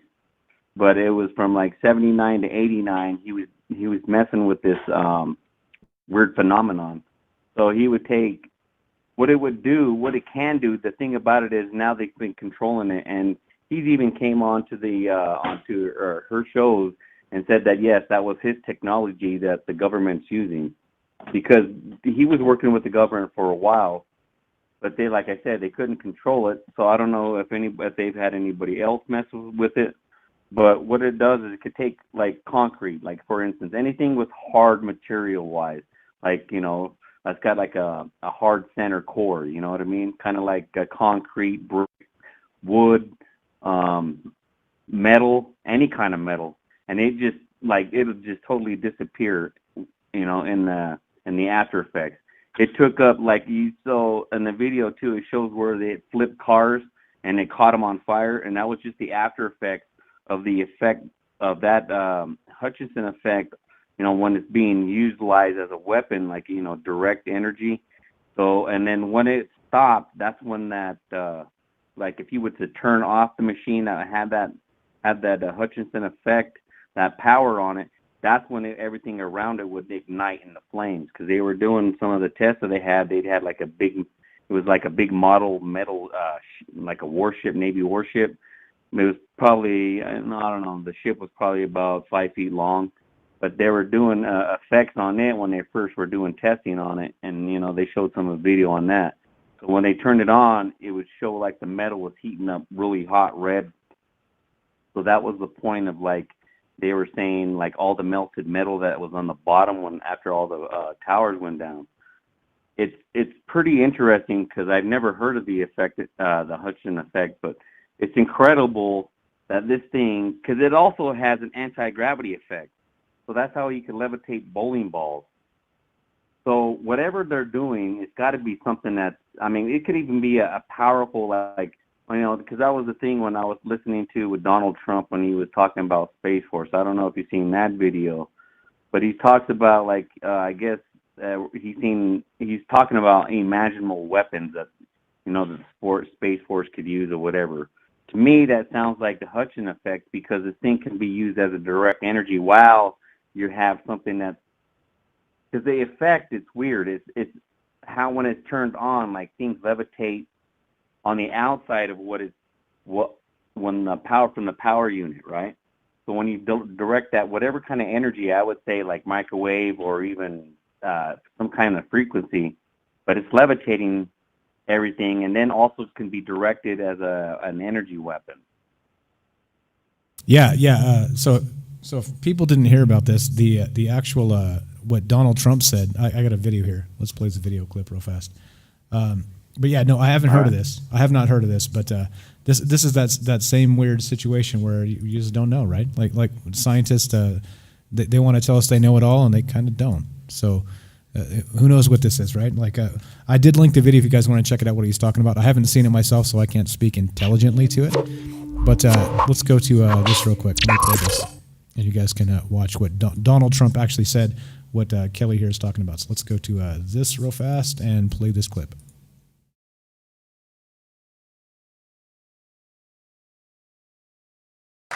We have created the envy of the world and will soon be landing on Mars and will soon have the greatest weapons ever imagined in history. I've already seen designs, and even I can't believe it. The United States has regained our place of prestige as the world leader. Okay, there we go. Super short. I know many of you freak out when you see Donald Trump, so kept it short. But yeah, go ahead. Go ahead, Kelly.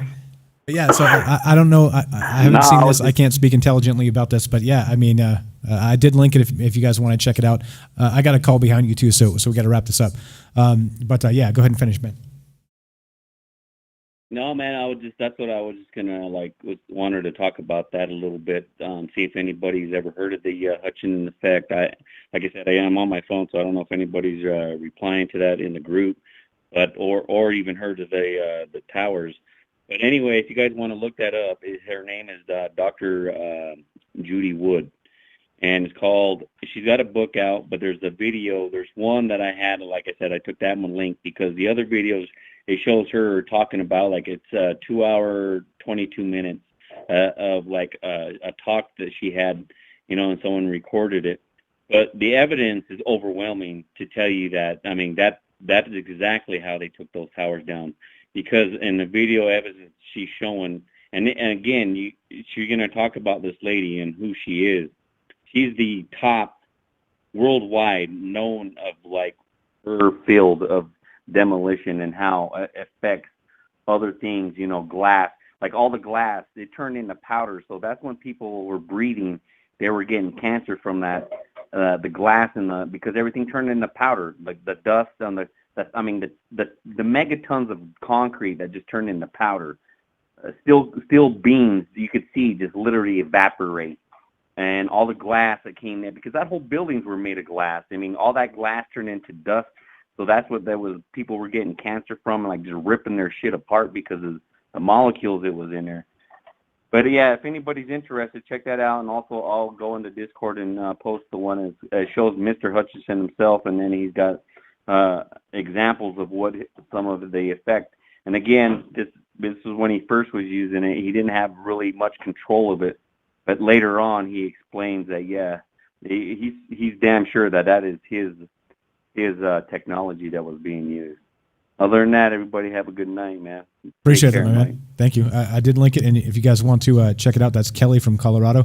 Always great stuff. God bless the family and all that. Stay safe out there, and check it out. You can check it out right on troubleminds.org. Click the Discord link, and he's putting the links in there. And again, all this stuff, guys, all the stuff you guys are talking about, it's leads for later show. So we can't hit it all tonight, but we'll at some point we'll circle back and talk about these things. So we'll get there. Here we go. Next call. You're on Troubled Minds with Mike. What's your first name and where you calling from? Troubled Minds with Mike. What's your first name and where you calling from? Lino. I'm calling from Arizona. What's up? You said Lino? What's up? You said Lino? Lino, right. Okay. Yep. Can you mute the stream? We got me talking back. We got me talking back. Oh, do you? Oh, crap. Let me shut that off, okay? No problem. Thank you. Let me look at it. No problem. Thank you. I had no idea, man. All right. Let me shut it. No problem. Shut it down. No problem. How's that? Let's see. How's that? Is that better? Let's see. How's that? Good. No, I still hear myself. Go right ahead. Go right ahead. We'll just keep it short. You talk and I won't. Go ahead. You talk and I won't. Go ahead. Okay, that's good? Not really, but go ahead. Not really, but go ahead. Oh, man, I'm sorry, bro. Check it out. I'm interested in what's going on with Hillary this week. It's like we don't hear anything, and that's what I really want to know. What is going on with the pedos and Hollywood and the whole 9 yards? I know it's off topic, but that's what I really want to know. Okay, You know, is so it a whole wag the dog situation? yeah, possibly. I think that's part of what the Q movement is talking about. Let me see if I can. Hold on. If I can mute. I'm trying to mute you and see if I can get away with this. Okay, I think we can get away with it this way. So, okay, I'm gonna answer you, and then let me answer, and then I'll unmute you, and we should be able to manage this. Okay, so the thing with that is there's a lot going on, and there's no way to parse all of it. I don't know. Hillary and the pedos and that whole bit, like I said, it's a part of the QAnon movement. I don't know specifically. We can keep an eye on that and maybe look at it in the future, but I don't know. Like, as far as this moment, I do not know what's happening with that, and that's pretty much all I can give you. So go right ahead. You are back on.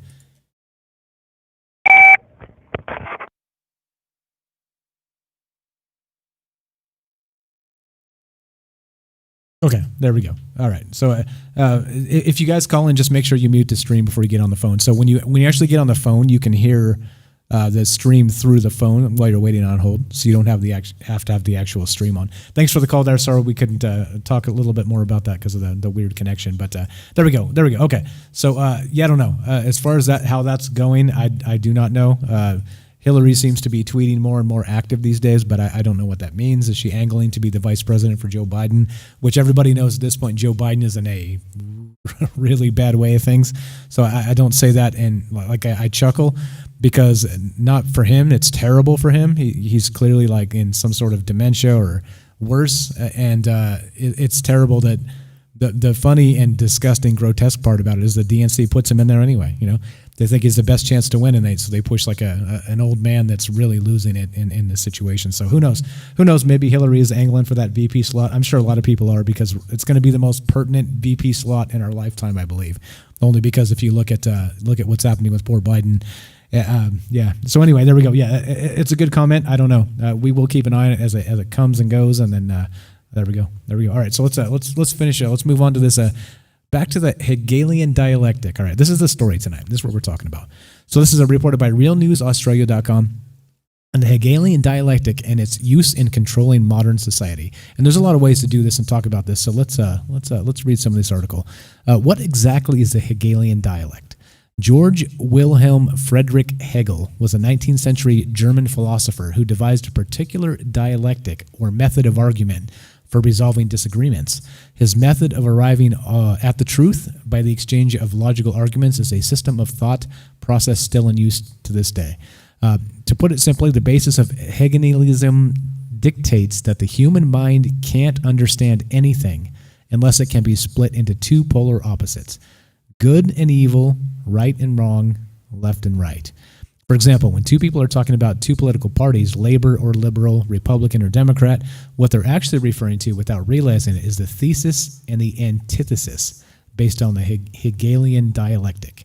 Okay, the only real debate that occurs is just the minor differences between those two parties. Nothing is said or done about the issues that neither left or right is discussing. This in particular will become more apparent as the election draws near.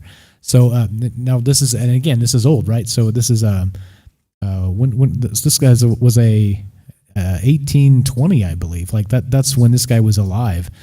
So this is not new, right? And so not only that, he actually based some of this information on Plato and how that sticks. Hold on. So I'll play some of this for you. We got some pretty good clips here explaining this probably better than I ever could. So let's do that. Let's talk about this, and we will. Let's see. What do we got? Let's start with Hegel Part 1, and I'm going to drink some beer, and you guys listen up, and then we'll talk about this as we go. But this is the Hegelian dialectic, and many of you have heard this in this other term. It's also known as problem, reaction, and solution. Okay, so let's hear what this is and hear where it came from, and et cetera, so on. Here we go. Part 1, action. There have been places and periods of history when only a congenital optimist could have had any hope for the future of our species. Think of the end of Athens' golden age, the fall of the Roman Empire, the petering out of the Renaissance, the end of the Enlightenment, the rise of fascism. It's when things look bleak indeed that it pays to remember the German 19th century philosopher Hegel. In his lectures on the philosophy of world history, published in 1830, Hegel offered us a way of looking at the darker periods of history that neither glosses over their pain nor refuses to give up hope, but intelligently helps us to understand why human progress cannot be linear, while encouraging us to trust that it does occur nevertheless. For Hegel, history moves forward in what he termed a dialectical way. A dialectic is a philosophical term for an argument made up of three parts: a thesis, an antithesis, and a synthesis. Both the thesis and the antithesis contain parts of the truth, but they are also exaggerations and distortions of the whole, and so need to clash and interact until their best elements find resolution in a synthesis. One cannot, in short, get there in one leap. Hegel thought this pattern constantly observable in history. The world makes progress by lurching from one extreme to another as it seeks to overcompensate for a previous mistake, and generally requires 3 moves before the right balance on any issue can be found. So, for example, the ancient Athenians discovered the idea of individual liberty, but their regime was blind to the need for collective discipline and organization. The ancient Persians knew all about that, and were thereby able to conquer the Athenians on the battlefield. Yet they were also despotic enemies of free thought, which with time became its own liability. Okay, so there's the intro there, and so this is the Hegelian dialectic is what we're talking about here, and it's a problem, reaction, solution. Okay, so that's where this starts. Let's go to part 2 of this, and so you see what they're talking about. It's that human progression is not linear. And for this reason, that basically Hegel is arguing here, again, an 18th, 19th century philosopher. I don't know. I don't know exactly when he was born. I can pull that up and you guys can check it out. But the thing is, in the old days, we'll talk about this in a sec. I got clips that kind of match up with this as well.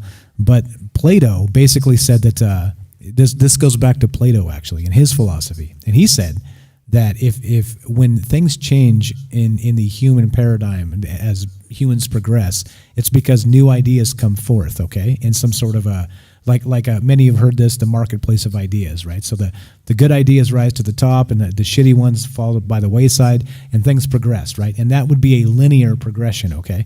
At least in some cases. You can't say that it's exactly linear, but more linear than kind of agitating and causing the change, okay? So there we go. So that's what this is about. So let's go to part 2 from what Hegel thought, and then we'll get to problem, reaction, solution, and get more into Plato. Here we go, action.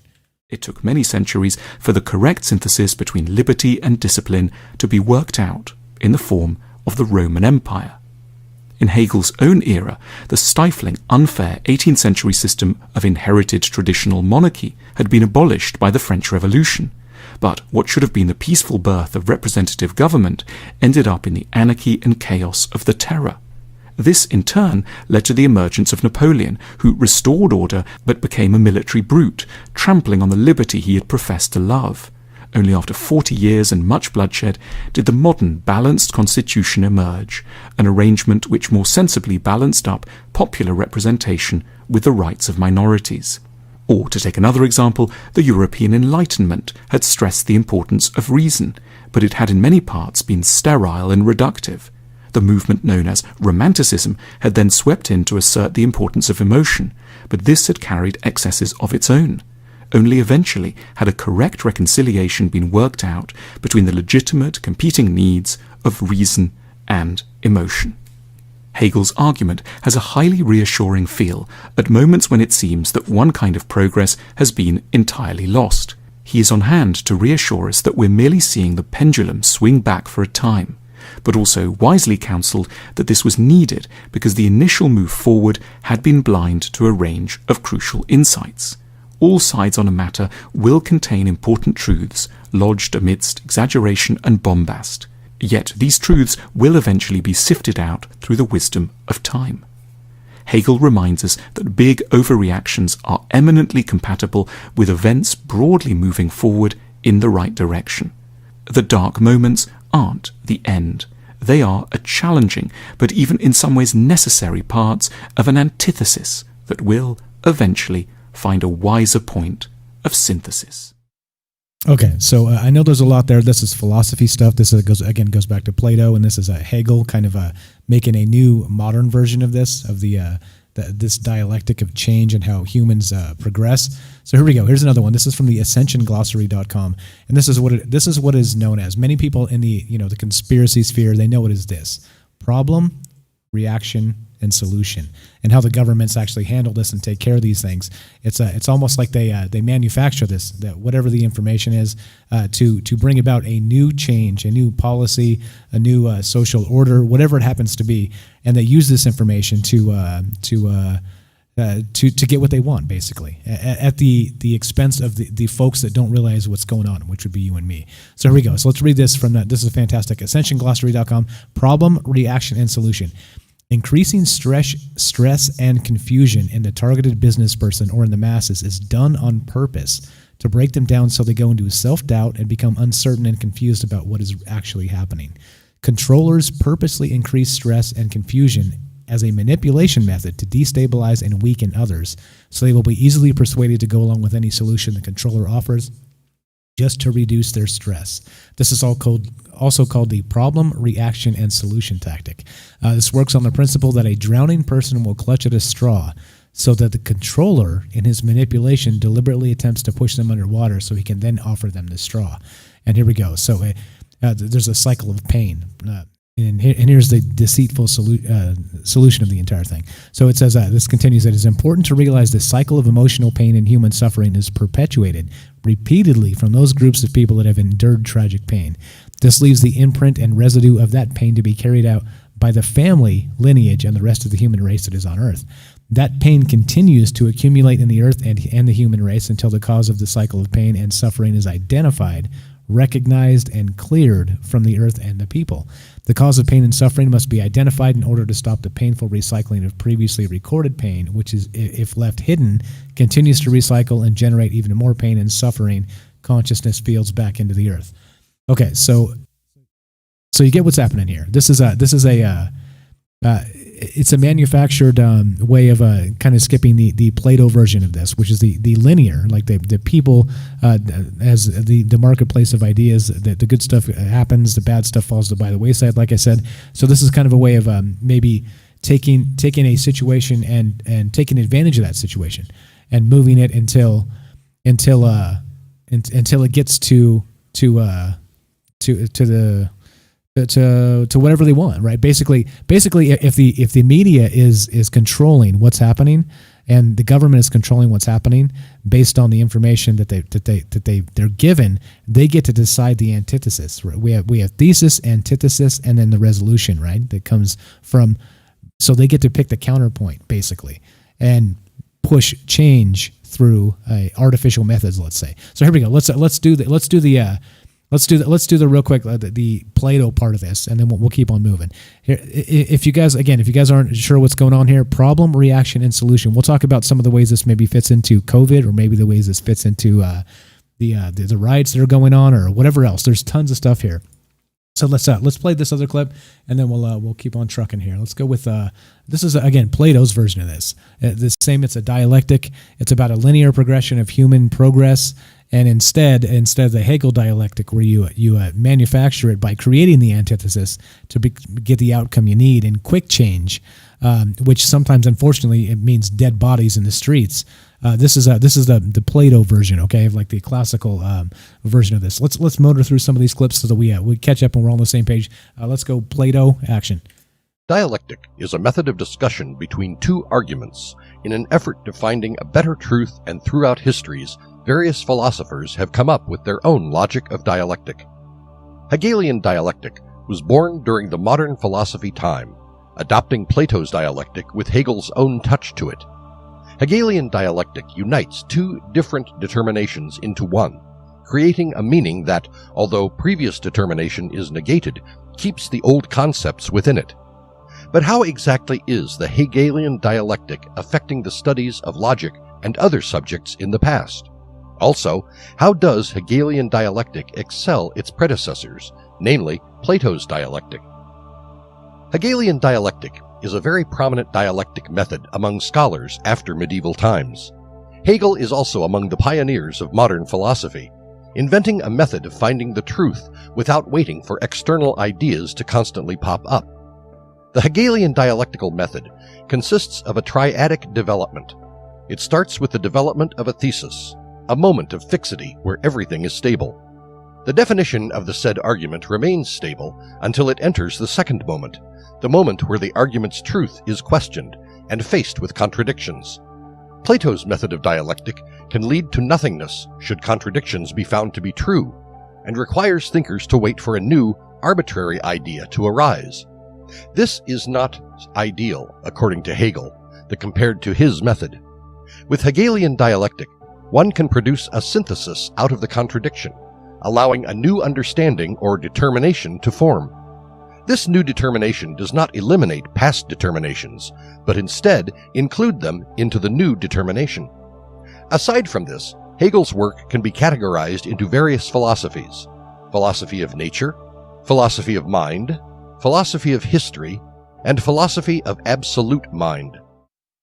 Okay, so you see where we're going with this. Again, like I said, there's a natural progression of things as ideas come forth, right? People present new ideas and human progress happens.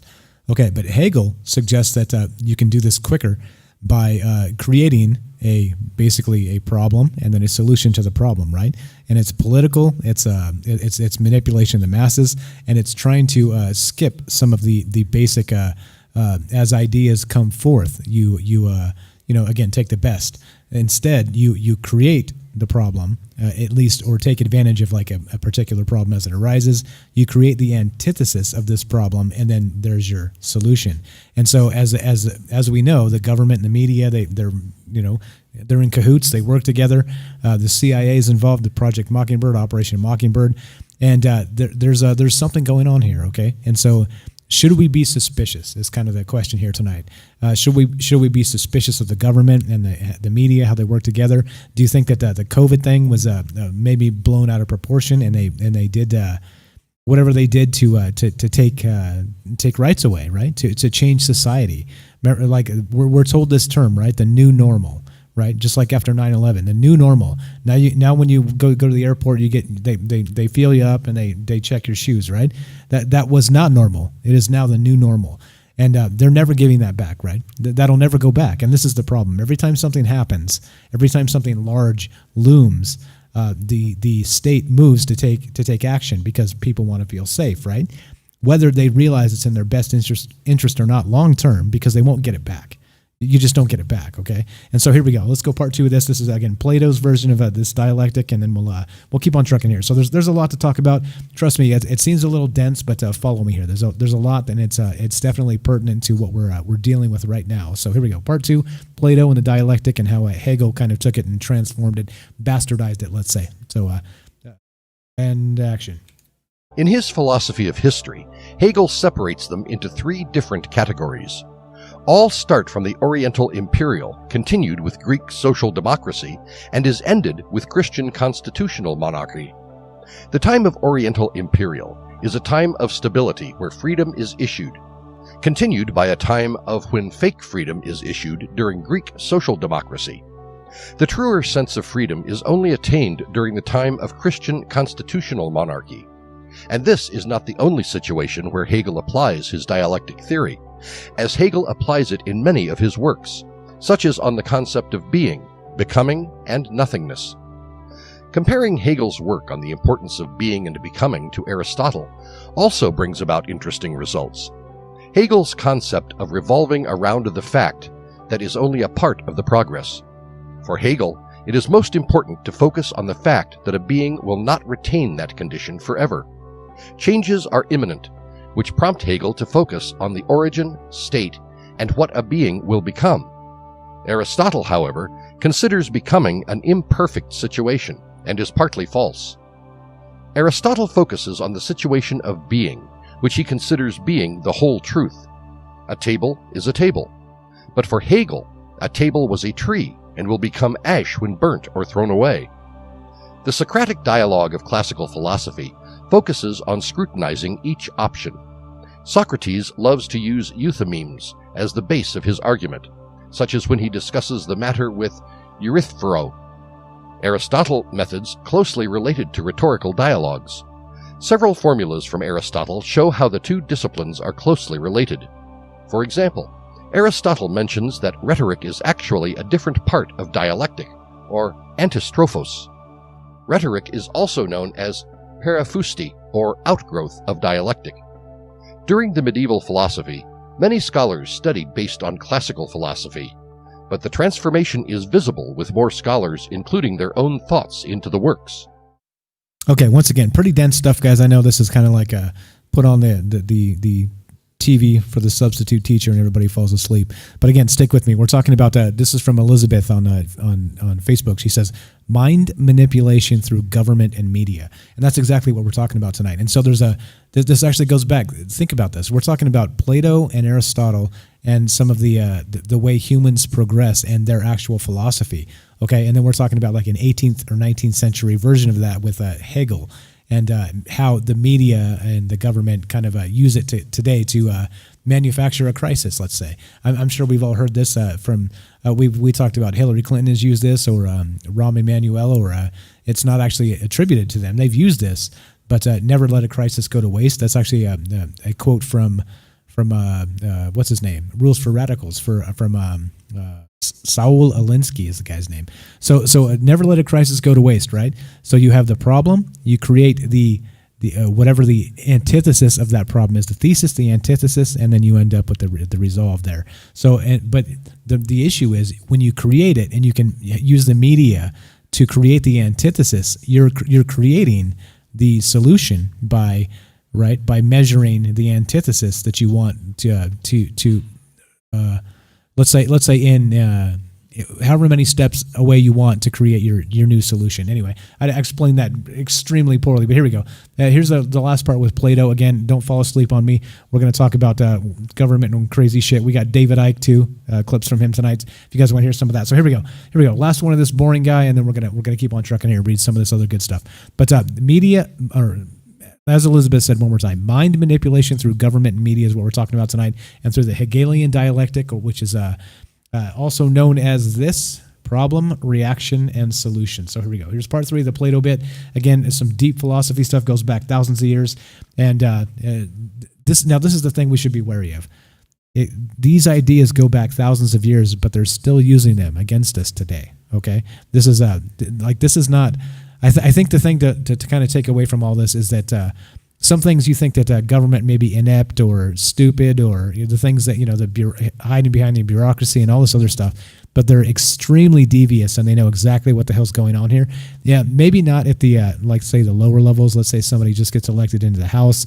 Probably not those folks, right? They go in there fresh-eyed and want to change things, right? They have some ideals, they got some things to say, and then Mitch McConnell or Nancy Pelosi smacks them down, because they are the Machiavellians here. They're the people that they have a plan, and this is part of it. So here we go. Last part from Plato. Don't fall asleep on me. We'll keep on trucking action. Rhetoric, logic, and grammar are the trio important subjects of liberal arts. The studies are famously taught in many universities, and the dialectic is known to possess 7 steps of questioning to gain results. Hegel's 6 superior features of dialectic, against Plato's dialectical method, points out to the fact that his determinations clash to create a new unity that contain those old determinations. Instead of eliminating them when contradictions are found, a new synthesis is formed. Hegel's dialectics do not require new external ideas to be generated randomly.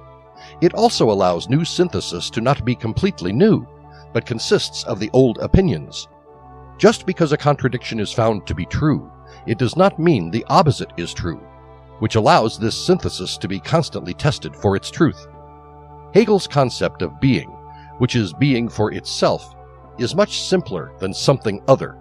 For example, an apple is an apple compared to other objects of similar characteristics. This comparison goes back and forth between different apples, which is complex.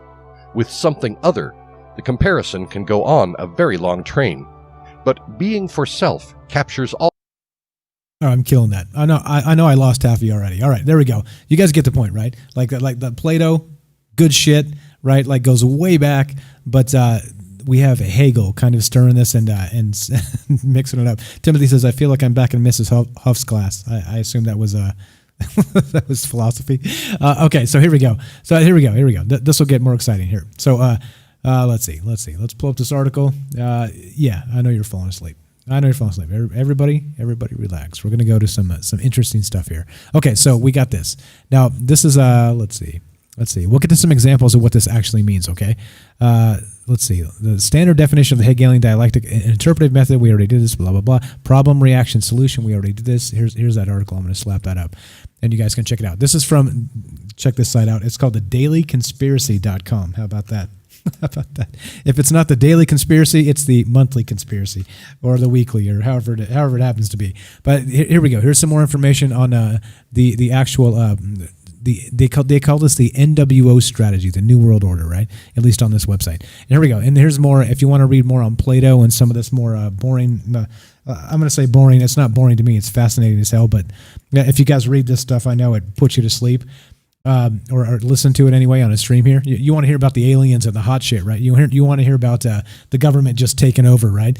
No, sometimes we have to go back and explain ourselves first before we really go that far. But here you go. So here's from Stanford.edu. This is Hegel's dialectics and how it kind of mirrors the Plato's philosophy, except kind of takes it to the next step. And so the distinction, the important thing I want to point out, I said this a couple times, but I want to make sure you guys get it.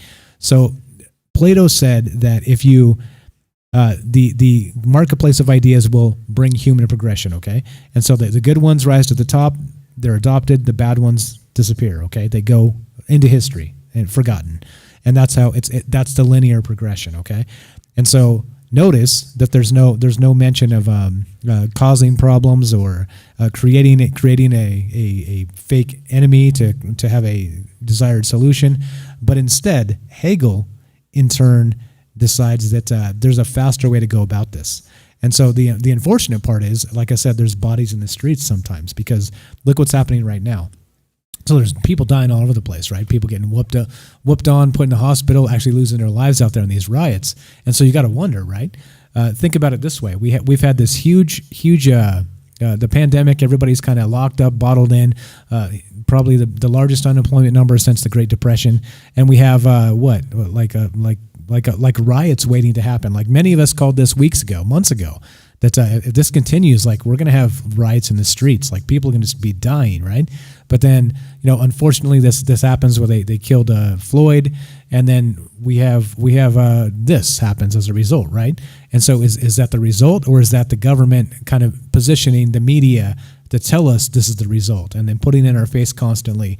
And like I said, statistically, it's a terrible thing, but these things happen every day. Right? Not to say that this was not horrific because it was on video and all the rest of this, but was it manufactured in the sense that the media kind of pointed us in this direction and wanted this reaction from us as a way to maybe let the steam out from, let's say, the COVID epidemic, right? The unemployment rates and the people bottled up and the stir craziness. Okay, so now relax. I'm not saying that racism isn't real. Everybody chill. That's not what I'm saying. I'm saying that has the government taken advantage of this? So here we go. So here's some more Hegel's dialectics and stuff. Read up on this, again, by Stanford Encyclopedia of Philosophy. If you're not tired right now, read that shit. It'll definitely put you to sleep. Here we go. Now check this out. There's more. This is from newworldwar.org, and I got tons of great links. You guys can check this stuff out with me as always. And if you want to follow up and check out where I got this information from, all these links will be in the YouTube description box. So do check it out. So here we go. So problem, reaction, solution. This is the newworldwar.org. And so we already talked about that. So, okay. In his book, The New World Order, H.G. Wells said that to cause this global revolution, conditions of discomfort and resentment would need to be arranged. Similarly, Toffler mentioned that to accelerate the drastic changes that will be occurring globally, crises will be strategically placed on existing political systems. And that's exactly what we're talking about here. That's exactly how, instead of allowing things to progress the way they would normally, this is a way of kind of agitating things and kind of hurrying the process, regardless of how many people end up casualties of this. Okay, and so like they said in Fight Club, if you want to make an omelet, you got to break a few eggs, right? It's the same sort of idea here, where if you're agitating the progression, okay. Things change, certainly, except you're by agitating and choosing the antithesis of the thesis, the status quo as it begins, you end up manipulating it. And so it bastardizes progression in a way, okay? So here we go. So it says, without using crises, politicians will not be motivated to make these radical structural changes. This will only occur, he says, when the problem is already so advanced that they see no alternative. Quote, by seducing or terrorizing the population, Toffler suggests, it becomes possible to persuade one's subjects that the existing power system is not only inevitable and permanent, but morally right and proper, if not actually divine. And so, this is kind of like monarchy type stuff. This is ridiculous. So here we go. Problem, reaction, solution, also known as order out of chaos, has been used in some form for thousands of years. The use of this formula by various governments, groups, and individuals is a historical fact.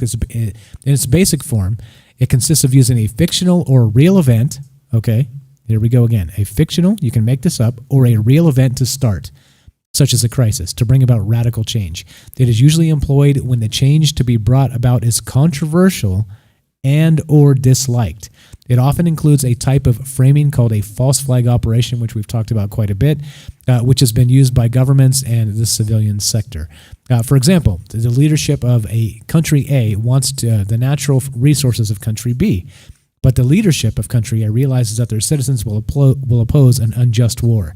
So the leadership of country A creates a problem by staging a terrorist attack against its civilian population.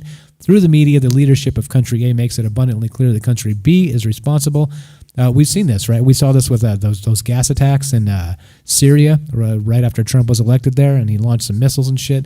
Like this is going on all over the world all the time, right?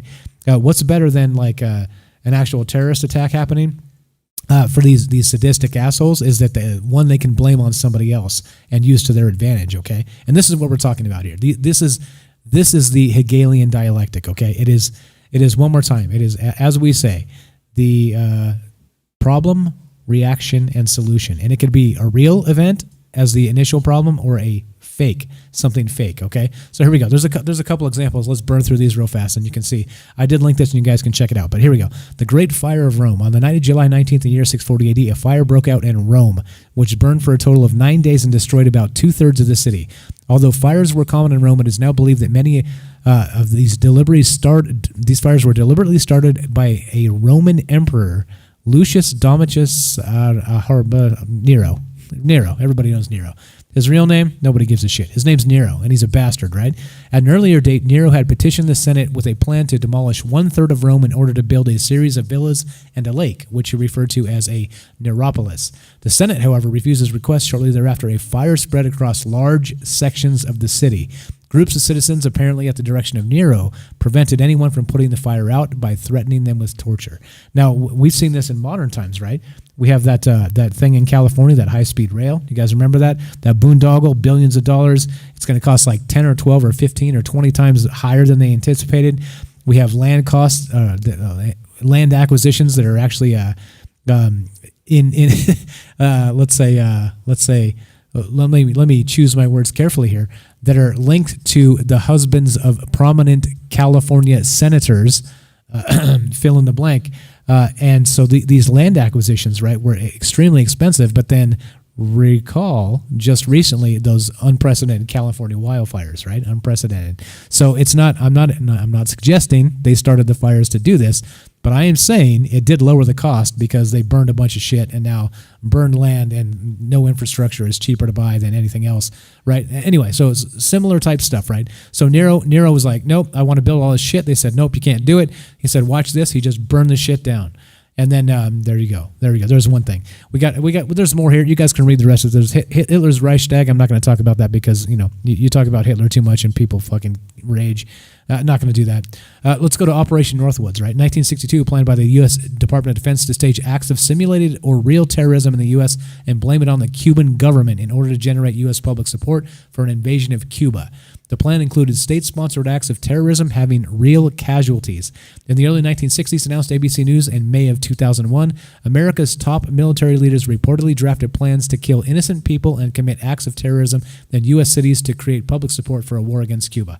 And that was like snipers, people being shot in the streets and saying it was Cuban terrorists, and sinking ships, actually military ships that they had, that they would remove people from and then sink the ship and say there were casualties. There was all kinds of shit. Operation Northwoods, look it up if you guys don't believe me. So there's tons of stuff here where this kind of falls in line with exactly what we're talking about. Whether you have a crisis or not, right? The thesis itself doesn't have to be real. You could make it up, which becomes a false flag and more tinfoil hattery and all the rest of this. But there's historical basis for a lot of this stuff. How the governments have been dishonest and all the rest. Okay, so anyway, here we go. I'm going to skip a bunch of this shit because we got some really good clips. You guys got it here. So here we go. I'm linking this and you guys can check it out. This is NWO Today, the New World Order Today, the Hegelian process. So check this out and read this stuff. And you can, you too can follow along the rabbit hole path that Michael Strange took to make this show. So here we go. Here's another one. Anythingbox.wordpress.com. I'm going to link this as well. William, what's up? William says, remember weapons of mass destruction. That's a perfect point. And we've got some other examples that we'll get to in a sec. David Icke, some pretty good clips of him explaining what it is. But here we go. So here's more. Problem, reaction, solution. The strategy of creating a crisis, waiting for a call to action to resolve the crisis, and then taking action, which would be the solution supposedly in response, which actually furthers a hidden agenda, usually gaining power, right? Gaining power for the state and losing power for folks in liberty and the rest of these things, right? Giving away rights. So here we go, the Wiktionary.com. The link and all this crap, you guys, again, you read it. I ain't going to read it. We're a little bit behind. We got to get to where we got to get. So let's say, what's up, my Humies? I see you there on Twitch. Thanks for showing up tonight. Okay, so problem, reaction, solution is a conspiracy theory postulated by David Icke in which the government or another higher power manipulates the population by introducing a problem and then using their own means to solve that problem. So let's go to David Icke himself. I got a couple clips here where he's talking about this stuff. And he can give you some examples. And that Iraq war, right, the invasion of Iraq, is the weapons of mass destruction is a perfect example. And he actually cites that in this. So he talks about 9/11, some other stuff. Here we go. A couple clips of David Icke, and you can see what he's talking about. Again, problem, reaction, solution. And it is not his. This actually, Wiktionary.org attributes this to David Icke. He talks about it quite often, but it is not his. As we know, this goes back to, again, the dialectics of Plato, Aristotle, and then Hegel more recently. So here we go. Let's play David Icke, part one, action. To me, as problem, reaction, solution. It works like this. You want to change society in a certain way here. You know that if you announce that openly, you're going to get an adverse reaction from the people.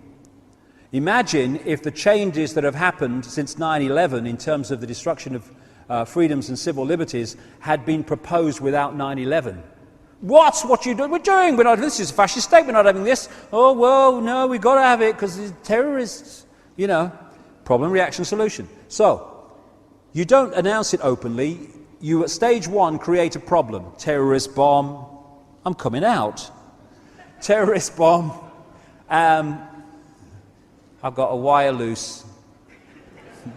I read that in the Mirror once. He's got a wire loose, he said. They're right. And you create a problem. Terrorist bomb, war, run on a currency, credit crunch, rising food prices. Anything that will allow you to offer the solution you want to change society. You then tell the people the version of the problem that you want them to believe, i.e. Bin Laden did this, Lee Harvey Oswald did this. And the pathetic mainstream media, instead of investigating the official version, just repeat it to the people, and the people at stage two are supposed to react, and most of the time they do. React with outrage, with fear, and they say, something must be done, this can't go on, what are they going to do about it? At which point, those who covertly created the problem got that reaction, offer the solutions to the problems they have themselves covertly created. And those solutions are changes in society which advance the Orwellian state and the centralization of power, so the few can have more and more power over the many by this centralization of power. Right, and so we've seen this quite a lot. Again, notice he's got some pretty good examples there. He's got some more examples here. I'll play this back to back so you guys can understand what's happening here. But again, David Icke, he's talking about a problem, reaction, solution, okay, and how government and media work together to manipulate the situation to get what they want in the end, okay? And so next time you want to get behind a cause, I think we should all be a little more suspicious of where this stuff comes from. Now, specifically, that let's say these riots here. Notice, go look it up. There's like random pallets of bricks that just show up everywhere. You guys seen this in some of these videos, right? It's like somebody out there really wanted this shit to blow up, right? And so they put him out there. Here we go. Let's see. I got this. Here's one cartoon. This is fantastic, and you guys can read this. Okay. So I'll read this in a sec, but here we go. Let's play part 2 of David Icke. And again, this is from 2010. He was talking about this clip is from 2010. David Icke. Let's go to part 2. He gives some more examples, but we're not even into COVID or what's happening now with the riots or any of this right now. So here we go. Part 2. So action. David Icke. Go. So if you look at the Second World War, these bloodlines were behind Soviet communism. They were behind the capitalist countries, or cartelist countries in truth, of the West, and they were behind, including America, and they were behind Nazi fascism, bringing Hitler to power. They then bring them in conflict called a Second World War. Massive problem. The Second World War in just a few years, and people were saying in their desperate state, something must be done, this can't go on. They were open to stop this, no more war. And so we got the solution, we'll centralize global power. So out of this came the European Union, that was justified too, let's trade instead of fight, which sounded good at the time, but actually that wasn't the agenda. The United Nations, and an explosion of centralization of power in banking and business and politics on a global level, justified by the problem. None of which would have happened had it not been for the Second World War, which these bloodlines funded, including the Bush family. The George Bush's grandfather, Prescott Bush, was one of the major conduits for funding Hitler through a company called the Union Banking Corporation that interfaced with the banking and steel empire of a guy called Fritz Thyssen in Germany, who was an acknowledged funder of Hitler. And through that, how does anyone think that Germany went from thousands of % inflation to a war machine that can take on the world in a few years because of outside influence and support, because they wanted that war? There's even another version of this now called no problem reaction solution, i.e. weapons of mass destruction in Iraq. You don't even need a real problem. You just need the perception of it. Right? So how good is that? So you can actually base this off of a real issue, right? And then you tip it on its head and decide how far you would like to take it, how far you think you can get away with, and then you use from the thesis, you do the antithesis, and then you get it's not I keep calling it the resolution. It's not that. There's another term for it. Anyway, here we go. Now here's another cartoon. This is fantastic. This is so there's a king sitting up on top of a tower. He's got an advisor next to him, and there's people like a mass of people underneath him, and he says they're torches and pitchforks, right? And the advisor, the king's got this Google-eyed look, like, oh shit, not my ass is grass, right? They've come for me finally, and the advisor says, oh, you don't need to fight them. You just need to convince the pitchfork people that the torch people want to take away their pitchforks. And you see how this works, right? So it becomes a psyop, an information operation, and an actual manipulation of what we see and believe through what? All the same stuff that we've always talked about, all the exact same stuff we've always talked about, which is division politics, right? Which is if you're rich or poor, if you're a man, you're a woman, if you're gay, you're straight, if you're this or you're that. It doesn't matter. Like if you're Republican, you're Democrat. It does not matter. They find 10,000 ways to divide us and make us hate each other, right? When you cross that party line, right, the blue line or the red line, you hate each other. You hate the fact that it's evil, right? You've literally turned the rest of your population, who is your ally, into something that's evil, okay? Based on propaganda that the state has pushed, okay, has given you. So think twice. Next time you want to hate a lefty, a liberal, a libtard, as they're called, right, negatively, or a right-wing nut job, or whatever you want, the alt-right, whatever you want to call these guys, right? Think twice. Like think twice about what's really happening here. And we need each other. If we're going to change this stuff, if we stood together, like think about this king in this cartoon with the Google eyes. He's basically like, oh shit, my ass is grass, right? Because the people have united against him. But if he can undermine that people being united, then what do we get? We get this. We get where we are today. And all you have to do is turn on any mainstream media source and you know exactly what I'm talking about. They're completely stoking the fire. They're giving this to us on a silver platter, and it's a shit sandwich. And we're supposed to take this, we're supposed to eat this, and we're supposed to hate our neighbor. Okay? Guess what? Our neighbor is our ally against this corrupt bullshit government, okay? Against this corrupt bullshit media. And we need to see that. That's the whole point here. That's the whole point of this conversation.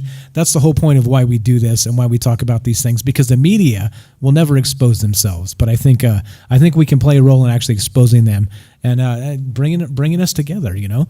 Like everybody says, oh, we need leadership in this country, right? And they say that, oh, this president brought people together or that one didn't. And the fact is, none of them did, okay? Not a single one, because they understand united we stand and divided we fall. And they realize they need to divide us if they're to get away with the bullshit. Like we said previously, many times previously, there's 535 Senate and House representatives. 535. You have the executive branch, you have the judicial branch. Okay. Now look, all of that combined is what? Like 535. We got the president, whoever's in the executive branch. We got the Department of Justice, and then we have like the courts, right? So we're talking like a few thousand people here, like at the highest levels of this thing that run this joint, and there's 330 million people in this country. Think about that. If we were united and we stood in the street simply with the sign peacefully, in mass, by the millions, shit would change. Shit would change. It would have to. They would absolutely have to change, okay? They try and dirty deal it. They try and do backdoor things. They try and slip into the bottom of a huge bill, you know, this other garbage. But if we're on the ball and we stick together, we can change things and not have to loot stores, not have to kick people's teeth in, not have to do the rest of this, guys. It's possible, okay? So stop hating. Stop hating. This is not what this is about. Many of you know, if you're here, you know this. Like, you're here because you're like, what the F with the media?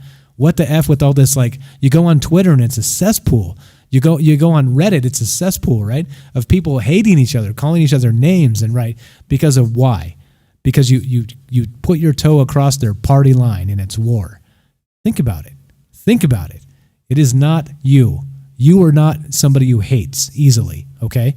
And so if you are easily stoked to hate now, it's become a lifetime of indoctrination of hate. You get it? It's us. We need each other, okay? We need our neighbor. We need people that are religious, people that are not religious. We need people that are black. We need people that are white. We need people that are rich. We need people that are poor. We need all of us to get together, not this division crap. So stop. Stop with this. Stop hating each other, okay? There you go. There's my soapbox moment for tonight. Let's move on. There's more of this. We got Henry Kissinger and the New World Order, right? Henry Kissinger's what? Basically the Emperor, right, from Star Wars. he's like that's Henry. The dude won't die. He's like the clone. He's the clone that won't die, and he's always trying some new BS. Okay, I'm not going to get into this too much because whatever, we're a little bit behind. So there you go. You guys can read that if you want. This is a collectiveevolution.com. This is a pretty good website here, talking about more of this, the Hegelian dialectic. Okay, a tool to enslave humanity, and it's exactly what I was talking about here. That's exactly what I was saying, is that they use this against us. They use our differences against us because they know it's natural. Tribalism is natural. It's built into the human condition. But if we can overcome that and overcome the media play on us, we can win this. And we don't even have to punch each other in the face, guys. We don't have to go and kick in a store and rob the Nikes. We don't have to do any of this, okay? We don't have to fight the cops. Guess what? Because if we do it right, the cops are on our side. Okay, think. Be good to each other. Try and understand each other. Get past the media narrative of hate, and I'm telling you, things will change. So here we go. I'm gonna smash some more of these, and then we'll keep on trucking here. But here's some more links. You guys can read up on this stuff if you want to. Joe says, "Don't forget strippers." Exactly. How on God's green earth are we gonna not do it without the strippers, right? So like they get maligned for being whatever they are, right? They're just trying to make a living too, like the rest of us. It's all good. It's all good there. Okay, so again, if you guys have comments on this, here's a great time for that. I have more information. We'll get to some more clips we'll play. And what did you think about David Icke? What do you think about this Hegelian dialectic? Plato, do you think it's more natural to let it happen with the marketplace of ideas and philosophy, and for the good ideas to come to the forefront? Or do you think we need to agitate this? Do you think we need to turn this bitch upside down, set cars on fire, kick in stores, and punch people in the face? Do you think that's how change needs to happen? What do you think? You tell me. If you want to be part of the show, I want to know what you think about this. 702-957-1037. You can click the Discord link, and you can find both the phone number and the Discord link at troubledminds.org, and you can get in here and be on the show. But this is what it's all about, right? This is exactly where we're at right now. And if you look at every single thing going on in the media, like I said, they're not lazy. They are not lazy. The reason why they have the same 5 stories for 24 hours straight is because they want everybody to see the same stories, right? Because they want everybody to be of a similar mind, because they want the division to be ubiquitous across the country, all right? Regardless, based on whatever message it is. Again, like I said, look at me. I'm one dude, right? One dude with you. We're a team together. I put this shit together, though, all this information, right? There's a ton of information here. I have like 30 to 50 links every show, okay, where I'm parsing the news. I'm talking about not just the news itself. I'm looking at what it might mean, what it means for the past, what it means for the future, why we should be talking about it today. Like there's literally an unbelievable amount of information we should be talking about, and the news gives us 5 stories all day and all night, okay? Because it's brainwashing, and it's division politics, and it's garbage. And I'm telling you, reject it. Love each other. We need each other, and that's how things change. If we hate based on partisan lines, guess what? We lose. That's it. That's the way this works, okay? That's the way this game works. Here we go. So more crossroads.to. What is the Hegelian dialectic? You guys can read up on it yourselves. Do give me a call, though. 702-957-1037. What do you think about this? We got some more clips to play. I running a little bit short on time, so I'm going to just smash through this real fast. But you get it, right? You get it. This is nothing new. This is old-time philosophy and old-time division. And all we have to do is convince, right, as a leader, convince the torch people that the pitchfork people want to take their torches away, and then you win, because they're too busy fighting each other to really come get you. And if you look at Congress, right, you look at the courts, you look at the executive branch and the presidency over our lifetime.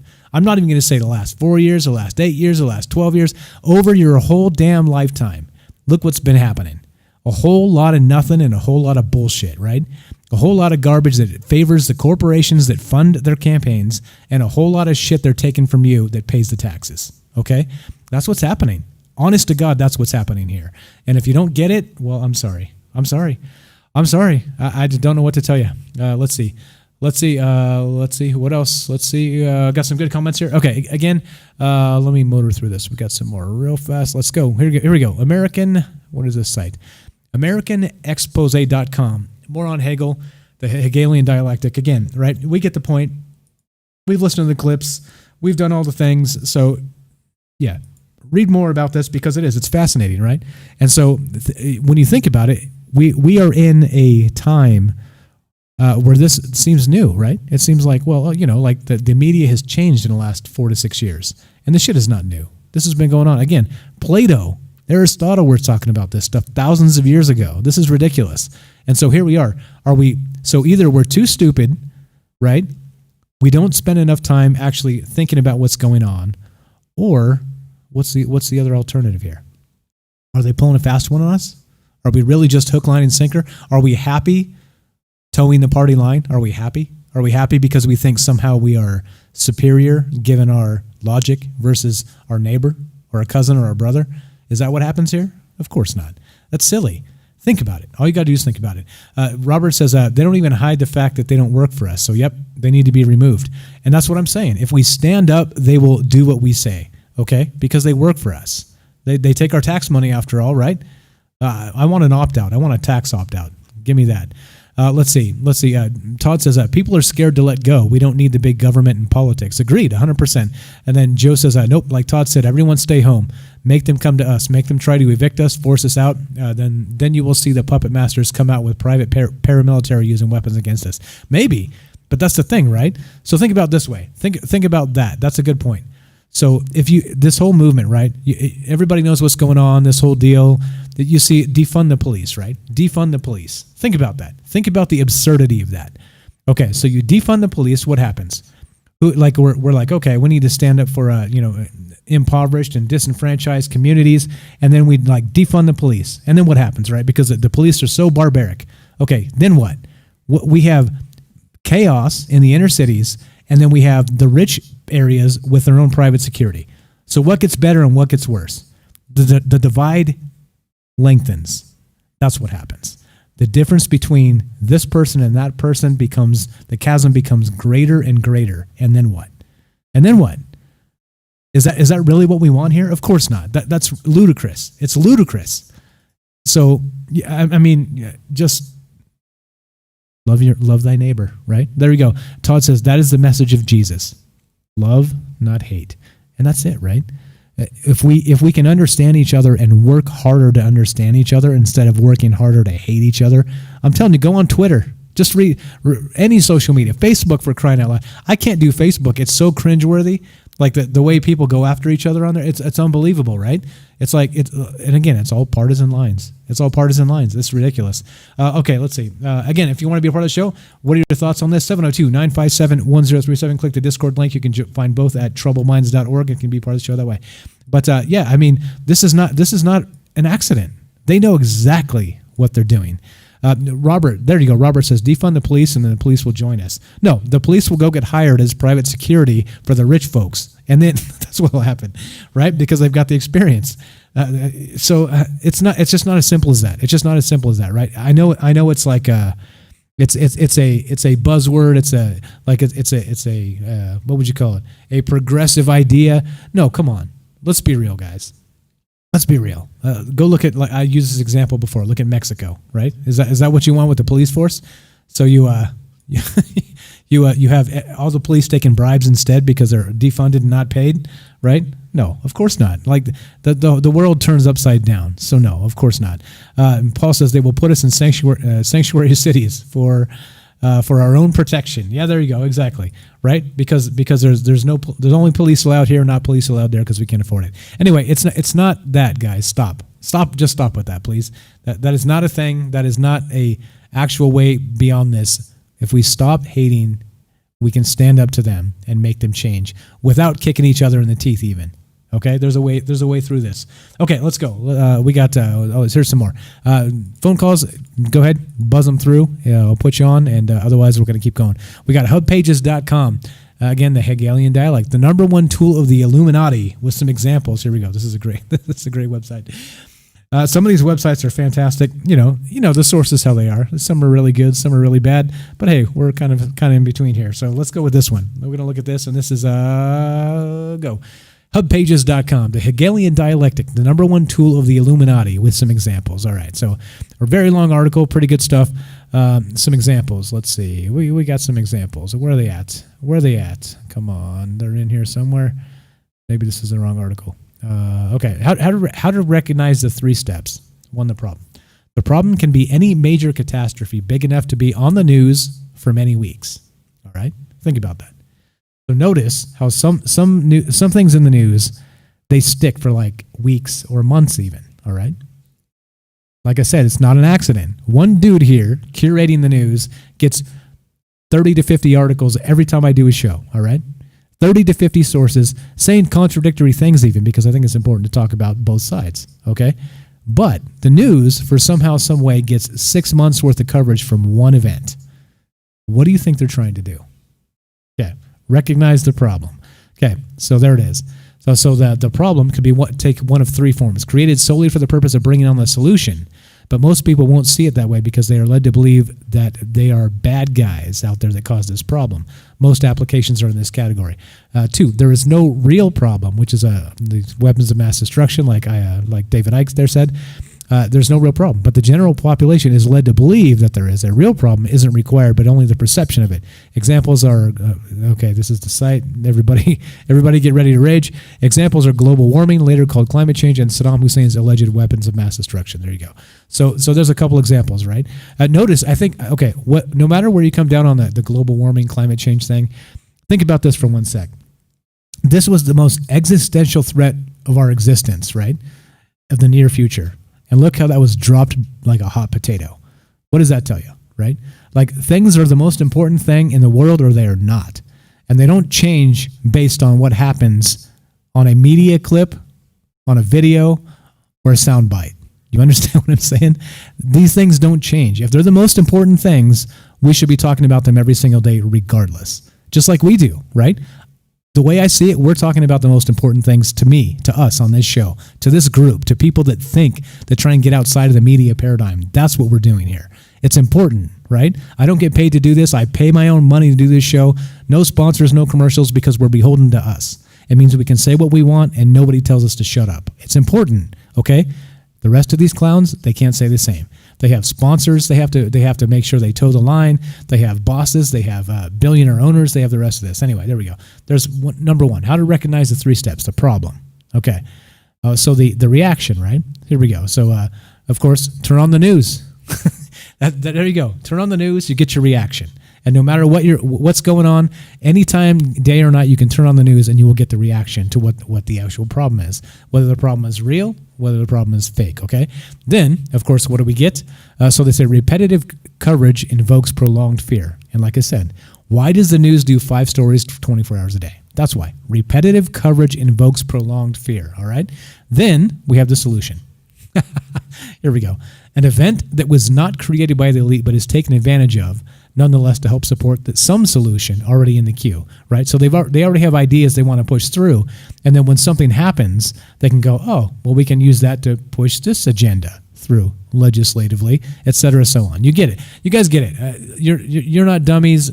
I'm not going to belabor the point here, but you get it, right? You get it. Here we go. We're gonna move on. We're gonna talk about this. There you go. Elizabeth says we don't need their fear porn. Exactly. Like, and funny, many of them would call me a doom monger, right? Like, I'm a conspiracy theorist. I talk about aliens and ghosts and some other bullshit, right? We talk about time travel and consciousness. Like, wow, this guy's nuts. He doesn't know what the hell he's talking about. Well, why don't you listen to what I'm actually saying in between the lines, right? When we're not talking about that stuff. I think it's important. It's entertaining, 1. 2, they don't cover it, so we should. And 3, look at this other stuff. The Hegelian dialectic. Okay. When's the last time you heard anything about Plato or Aristotle on the news, or Hegel or Marx or there's more. There's more. I'll remember them in a sec. It's hard. I'm unscripted. You guys know how it is. Okay. Here we go. Let's keep on moving. There's more of this. There's absolutely more of this. Here we go. So rooshv.com. More of this Hegelian dialectic. Here we go. Link in it. You guys can check it out. Do call if you want to be part of the show. 702-957-1037. And I want to know what you think. I'm going to slow down. I'm going to slow down and drink some beer. I usually talk fast because we have a lot to get through, but at this point, I want to know what you think. Are there any situations in your lifetime where maybe you were younger and maybe indoctrinated, let's say, and didn't really realize what the news was doing to you or trying to do to you? And you thought, oh, well, this seems like a natural thing. And now, when you look back on it, you realize you were probably had, right? They pulled the wool over your eyes, and they got away with something because they told you, they lied to you. The whole thing was a fabrication, right? And again, the Iraq War comes to mind. How about the ongoing war in Afghanistan that we've been there for freaking ever, right? I'm sure Afghanistan's such a gigantic threat.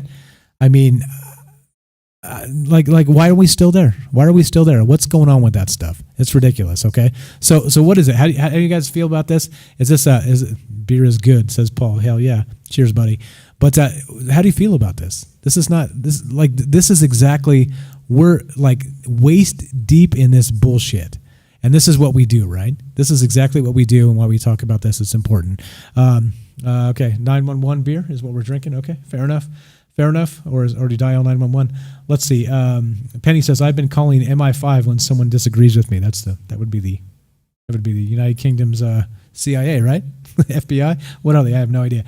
Let's see. Who else? We got some good comments here. Let's see. Penny says, everyone gets called shill when they don't agree with them. David Ike has given up his life and career for this. So definitely good stuff. My Hummies, what's up on Twitch, says, what side of politics will alien invaders be on? Well, I think that's the thing, right? So alien invaders should potentially, like Reagan said in the 80s, bring us together. Like Independence Day said, ID4, with Bill Pullman making the famous speech, right?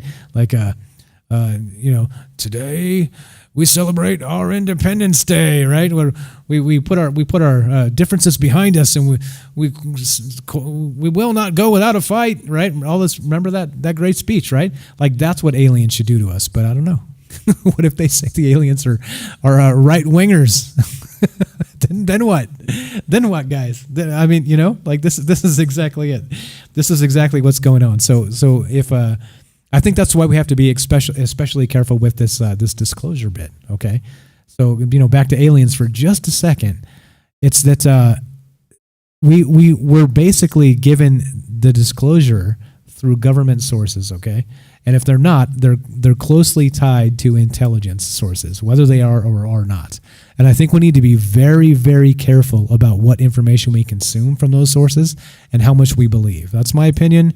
You can have your own opinion, as always, in everything. I'm not telling you what to think or say or do, for that matter. But think about that. Like, how much of that can we believe when it's coming from the government, when we can pretty much believe in nothing the damn government tells us? So, yeah, crazy stuff. Yeah. MI5 is the UK Secret Service, so is the CIA. Okay, perfect. Let's see. My homie says, not to bulldoze this stuff with alien stuff, but the Mage Brazil incident last month was interesting. Did a show on that. If you want to check it out, we did a whole show on that not too long ago. Maybe a week, 10 days ago, something like that. So do check it out. We actually looked at some of the footage and some of the things they were saying, some of the social media, and it looks suspicious to me. It looks like it was concocted. So go check that out, and maybe I'm wrong. I'm only going off what I can see and what I can do and what I can look at from right here. I don't have boots on the ground. So there we go. All right, here we go. A couple more good comments, and we'll keep on trucking. This is one more, gulagbound.com, right? You like that website? Gulagbound.com. Hegelian and Marxian dialectics, how to persistently destroy society. And that's really what this comes down to, right?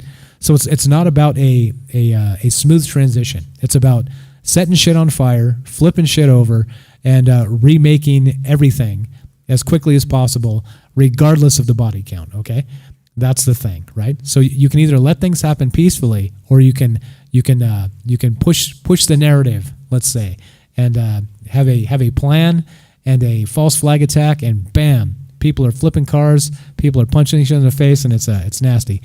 So Robert says, yep, first time was when they tagged Oswald as the lone assassin of JFK. We haven't done one on that. We'll do that at some point. Okay, here's Cora, right? Some Hegelian dialectics. Again, tons and tons of information here. I read through tons of stuff so I could tell this story. And again, I think it's important. We're not talking about it unless it's important. So here we go. Link in this, and you guys can check it out per usual. This is some answers on Cora and what they think about Hegel and the dialectics. And there you go. So let's see. Kent Palmer here says on Quora says dialectics are a way of seeing what happens. It is not necessarily what happens itself. The best thing to do is read Phenomenology of Mind, because the dialectics in that book are not so reified as we get in Hegel's logic. The basic point is that we have hold on. Let me read this here properly. Holy shit, this comment is ridiculously long. All right, you guys can read that. I'm not going to read the whole thing. I'll read the first paragraph.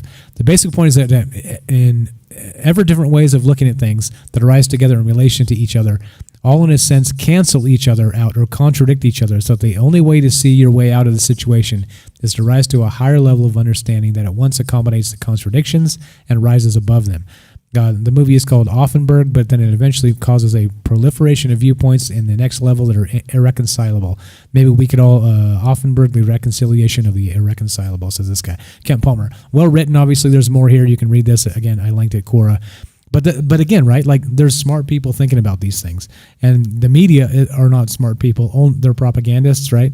Maybe they're smart and devious from the top down, but you turn it on and watch, you know what I'm talking about. So there we go. There's more of this. Let's see. We got some clips. Let's play a couple more clips, and then we'll finish this out. We got about 15 minutes or so. So if you want to be part of the show, let me know.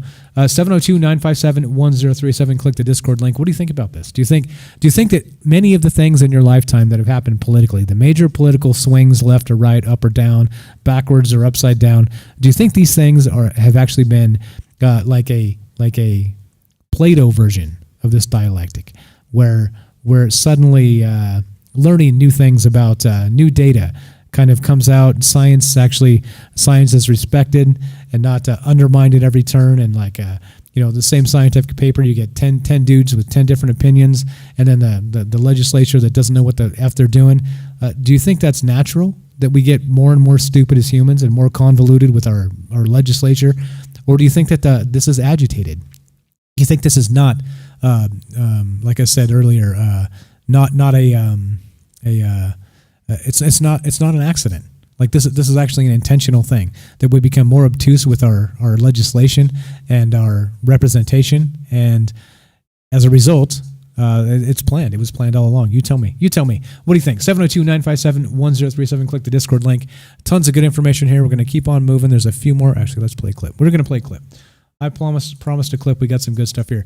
Oh, here's a good example, right? So we're going to go back. We're going to go back to 1968. So there's actually some very similar things happening now that this is a better clip than that boring Plato one, trust me. So we're going to go through this. Now, 1968, okay, we had the civil rights thing happening, okay? Again, right? And it seems like history seems to repeat itself, doesn't it? All right, now listen to this. This is a quick little blurb about what happened in 1968 and how maybe the government was involved, and maybe we should be suspicious right now of how deep the government is involved in the COVID business, one, and the misinformation with that, and then two, the actual the riots that are going on. So let's play this. Action. But what is the best way to sell big government and then world government to a people like ours, historically devoted to an independent republic of limited powers?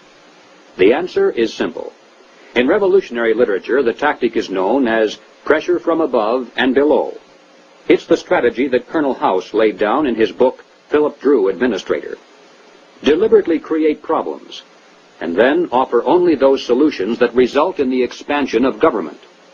Create conditions so frightful at home and abroad that the abandonment of personal liberties and national sovereignty will appear as a reasonable price for a return to domestic tranquility and world peace.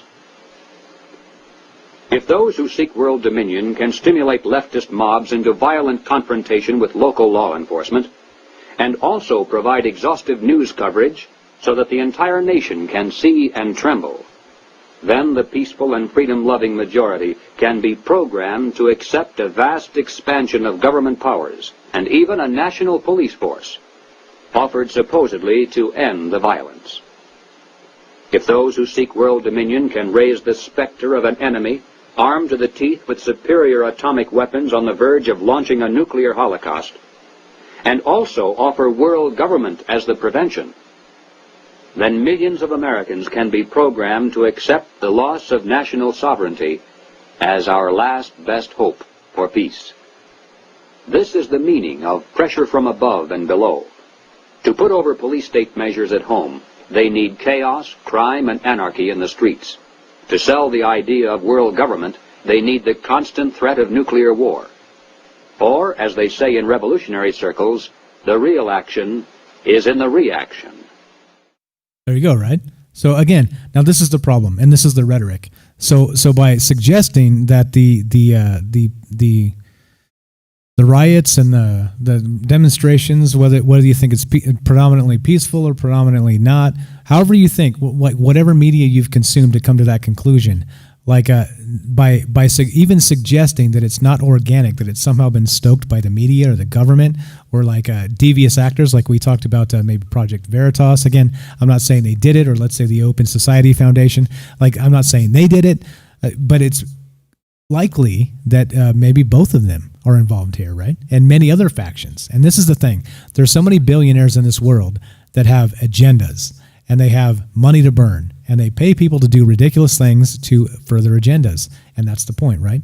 But to suggest that the way the rhetoric is now is to say Michael Strange are a racist, right? That would be the initial, like, you don't value black lives, right? No, that's not what I said at all. I said that maybe they're using this against you. They're using this to make you take your eye off the ball, okay? And that's important.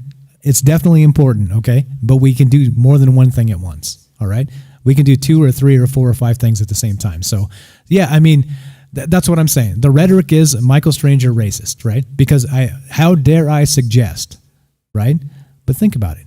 Watch what the media tells you. Okay, watch how this stuff churns out in these media farms.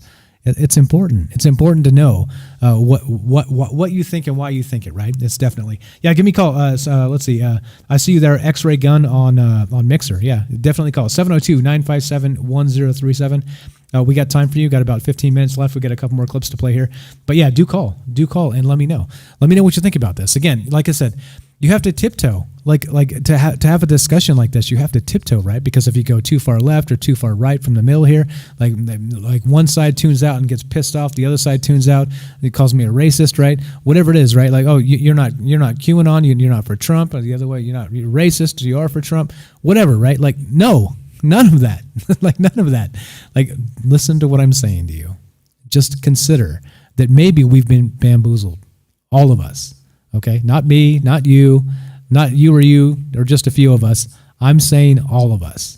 That's what I'm saying. So anyway, there we go. I don't think there we go. Paul says it's too late to do anything but die. I disagree. Think about it. If you deprogram yourself and you unplug from the narrative that is, and we stand together, we can change things non-violently. We don't have to fight. We don't have to go into the streets and beat each other with sticks. We just don't have to do that. So there we go. What else do we got? Let's see. Ellie, what's up? So, love over hate, peace over war. We all live on this planet. We all breathe the same air. All lives matter. We should respect each other, one another. Everyone should put others first. Now, look, that's the thing. Somebody else said that. All right, don't get pissed off because somebody said all lives matter, right? So that's the dog whistle, right? That's the racist dog whistle. No, it's not. It's really not. Deprogram yourself. Like, think about it. Like, think about that. If that had a reaction in your gut when that was said, right? When I read that and when I repeated that, if you literally think that it's evil, right? It's evil. Think about the words. This is literally dystopian. This is 1984. Think about the words. Double think, double speak, right? The words you say don't even mean the words that you say anymore.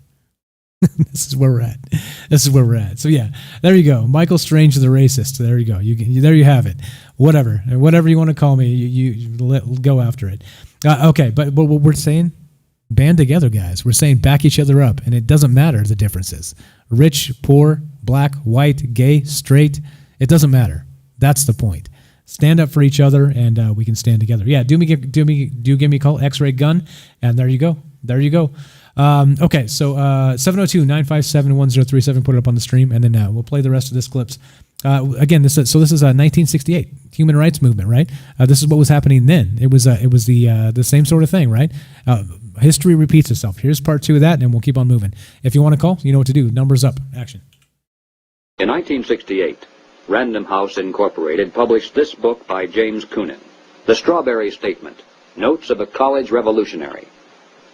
Coonan carries the usual New Left credentials and is a classic example of the extent to which a highly intelligent mind can be programmed by the establishment into thinking that it is acting against the establishment.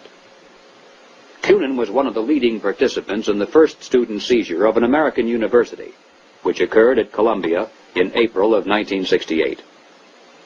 Initially, the movement was not large and easily could have been stopped by a simple police action. But as usual, the anti-establishment forces received their greatest help from the establishment itself. For several days, police were told not to interfere. Meanwhile, university officials groveled in the face of outrageous propaganda charges, and the media made national heroes of the rebelling students. MGM even made a movie out of Coonan's book. On page 130, Coonan wrote, "In the evening, I went up to the U to check out a strategy meeting. A kid was giving a report on the SDS convention. He said that at the convention, men from Business International roundtables, the meeting sponsored by Business International for their client groups and heads of government, tried to buy up a few radicals. They offered to finance our demonstrations in Chicago. We were also offered ESSO, or Rockefeller money. They want us to make a lot of radical commotion so they can look more in the center as they move to the left." Jerry Kirk, while a student at the University of Chicago, was active in the SDS, the Du Bois Club, the Black Panthers, and the Communist Party. In 1969, Mr. Kirk broke from the party, and the following year testified before the House and Senate Internal Security Committees. Here is what Mr. Kirk has told us. Young people have no conception of the conspiracy's strategy of pressure from above and pressure from below. They have no idea that they're playing into the hands of the establishment they claim to hate. The radicals think they're fighting the forces of the super-rich, like Rockefeller and Ford, and don't realize that it is precisely such forces which are behind their own revolution, financing it and using it for their own purposes. There you go, right? So you understand what I'm talking about. You understand exactly that this is history repeating itself, and it's not an accident. So here we go. I'm going to burn through the rest of these. There's 2 more clips here, and then we've got some COVID stuff if we want to get to that. But we have time for you. If you want to give us a call, be on the show, tell us what you think about this.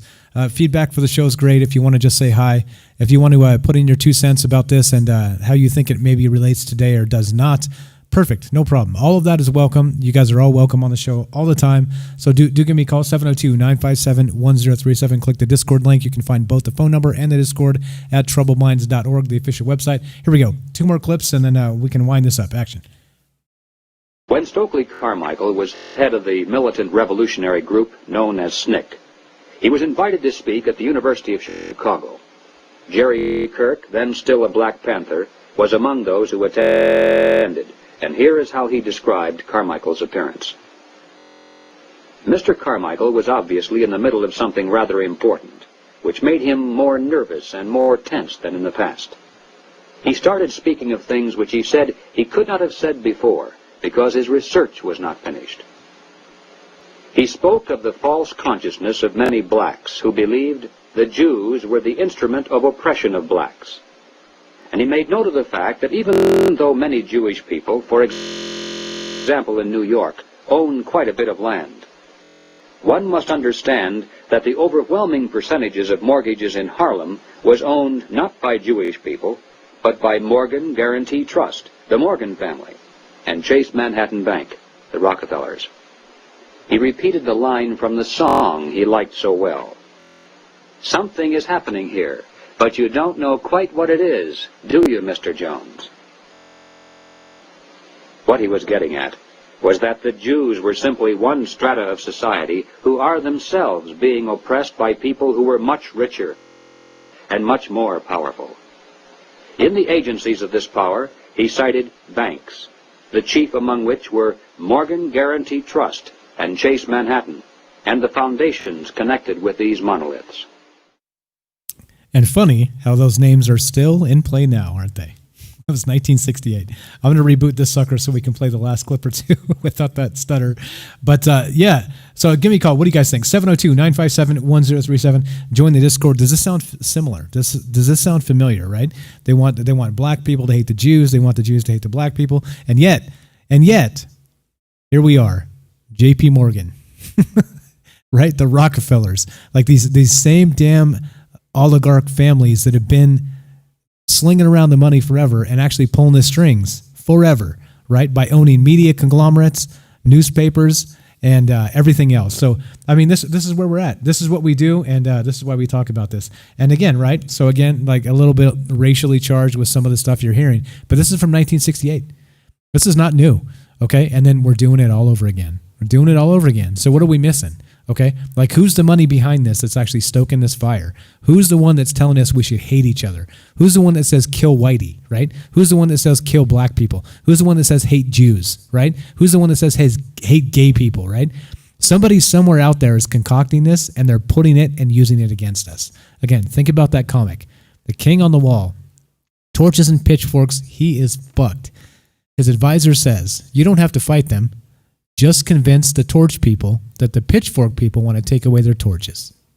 And that's us. Welcome to society, guys. This is where we live. This is unfortunately what this is all about. And here we are, right? Again, I know. I towed some lines. I stepped over some lines. Michael Strange is a racist now, right? But think about it. This is 1984. This is Orwellian. Think about it. 2 + 2 does not equal 5, right? It does not. So no matter what you tell, when somebody says something positive, you cannot turn it into a negative because it doesn't toe the party line. Okay? You can't. 2 + 2 does not equal 5, all right? So here we go. A couple more clips. We're going to play this, and then we'll keep on moving. But how do you feel? How does this make you feel? Are you guys pissed off? Did everybody rage quit? Is everybody gone now? Did everybody take off and like go kick in the door and beat the dog? Everybody go do that. Call your neighbor some racial slurs and turn on some shitty media. Is that what happened? Is that no? I have a feeling no, because you guys are too smart for that, right? You can toe some lines. You can talk about uncomfortable things, but listen, this is what they don't want us to do, because if we can talk about uncomfortable things and get together, we can defeat them. And again, I can't explain. I can't spend enough time explaining how important that is. So there we go. A couple more clips of this from 1968 stuff. We got a phone call we're going to take right now. We'll play the rest of these clips, hopefully without stuttering, and then we'll finish this. We'll finish this up. We'll finish it up. Let's see. All right. So let's see. Penny says, Mike, do you have Amazon Prime? I do. Interesting new movie called The Vast of the Night. And was like a movie-length color version of a Twilight Zone or other Limits episode. No, haven't seen it. I will put it on the list of 10,000 things I should watch. Thank you. Again, most of you know that I don't watch a lot of TV or movies or anything else. So I do my best to get them on the super the ones that I have to watch. Okay, so put it on the list. Keep reminding me, and at some point I definitely will. It's called. What is this called? Vast of the Night. Vast of the Night. Okay. Appreciate that. Thank you. I got somebody taking notes here. He's going to mark it down for me. Thank you, Jason. All right, here we go. So we're going to go with this phone call, and then we'll keep on moving here.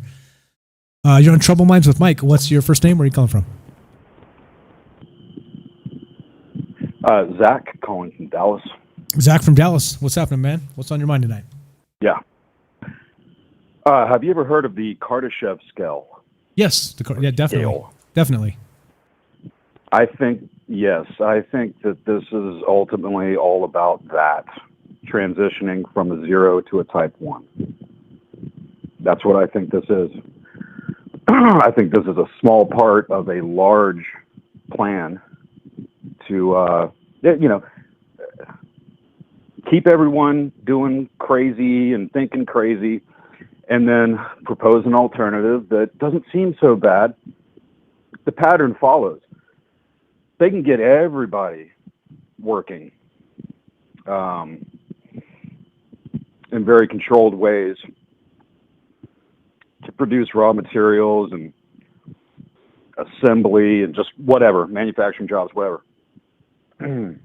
They'll reach their goal that much more quickly. So obviously that would seem a lot better, right? So it is about breaking it down. Better.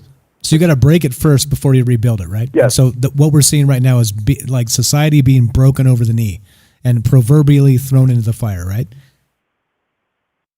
They've been doing it, yes, and they've been doing it continually in stages over the decades. Around the 1920s or so is when there was a real singularity in technological advancement and understanding. And since then, it's been about getting the engineering to catch up. And to do that, you have to continually cycle the economy to get it where it needs to be. It's all about globalization. This all feeds into globalization. And the point in globalization is to go from a 0 to a type 1. And that's as far as my thoughts on it go. I mean, the motivation for that, for these billionaires you mentioned earlier and, the top people in power, maybe it's personal power. Maybe they are in contact with, the little green men. And this is what has to happen for us to join some larger group. I don't know. Or it could just be personal power and greed. I don't know. But I think ultimately it's about transitioning from 0 to 1 and harnessing energy on a planetary scale as opposed to just raw, oil and all that. Being able to use everything. Yeah. Control Okay. our entire planet. Yeah. That's Perfect. what I think Let me read this. Ultimately all about. Don't run off. Smart call. Sure. Hang on one sec. I'm going to explain Kardashev scale for people that don't get this. Okay. I got it up on the screen. This is from Wikipedia, the Ministry of Truth, I like to call them. The Kardashev scale is a method of measuring a civilization's level of technological advancement based on the amount of energy they're able to use. The measure was proposed by Soviet astronomer Nikolai Kardashev in 1964. The scale has 3 designated categories. A Type 1 civilization, also called a planetary civilization, can use and store all of the energy available on its planet. Okay, and then a Type 2 is a stellar civilization, can use and control energy at the scale of its planetary system. And then a Type 3 would be can control energy at the scale of its entire host galaxy. Okay, so we're talking Type 1 is you can harness all the energy on the planet. Type 2 is harness all the energy in your solar system. Type 3 is going to be the entire galaxy. And so, of course, if we're probably encountering aliens or little green men, like you said, right, just to give them a name, then we're probably talking like a Type 2 civilization at least at that point.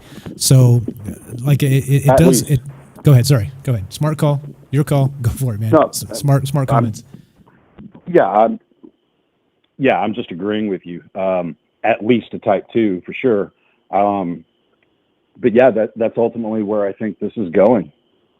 And I think the movie Elysium is a good kind of just visual representation. I'm not trying to say that's exactly what's happening or that's what it's going to look like, but it's a good analogy movie. It's a good way to kind of envision what is going on. And then also look at this huge push that we've seen in the past few years to colonize Mars by a lot of different, elite people. You got Elon Musk pushing it. I forget the guy's name, but you can see it all over.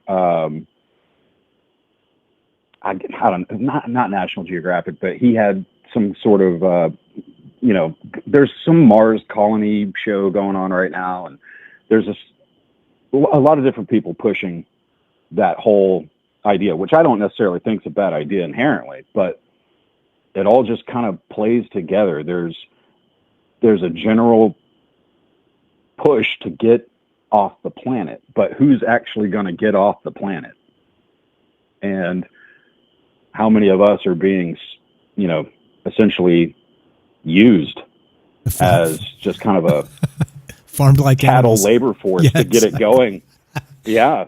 Yeah. For just a few to go hang out with the aliens and reap the. I mean, I don't know, but it's certainly interesting to think about and to look at. And when enough pieces start to fit together and point towards a certain direction, no matter how outlandish that idea might be, at what point do you have to say, okay, there might be something there? And as crazy as it sounds, it's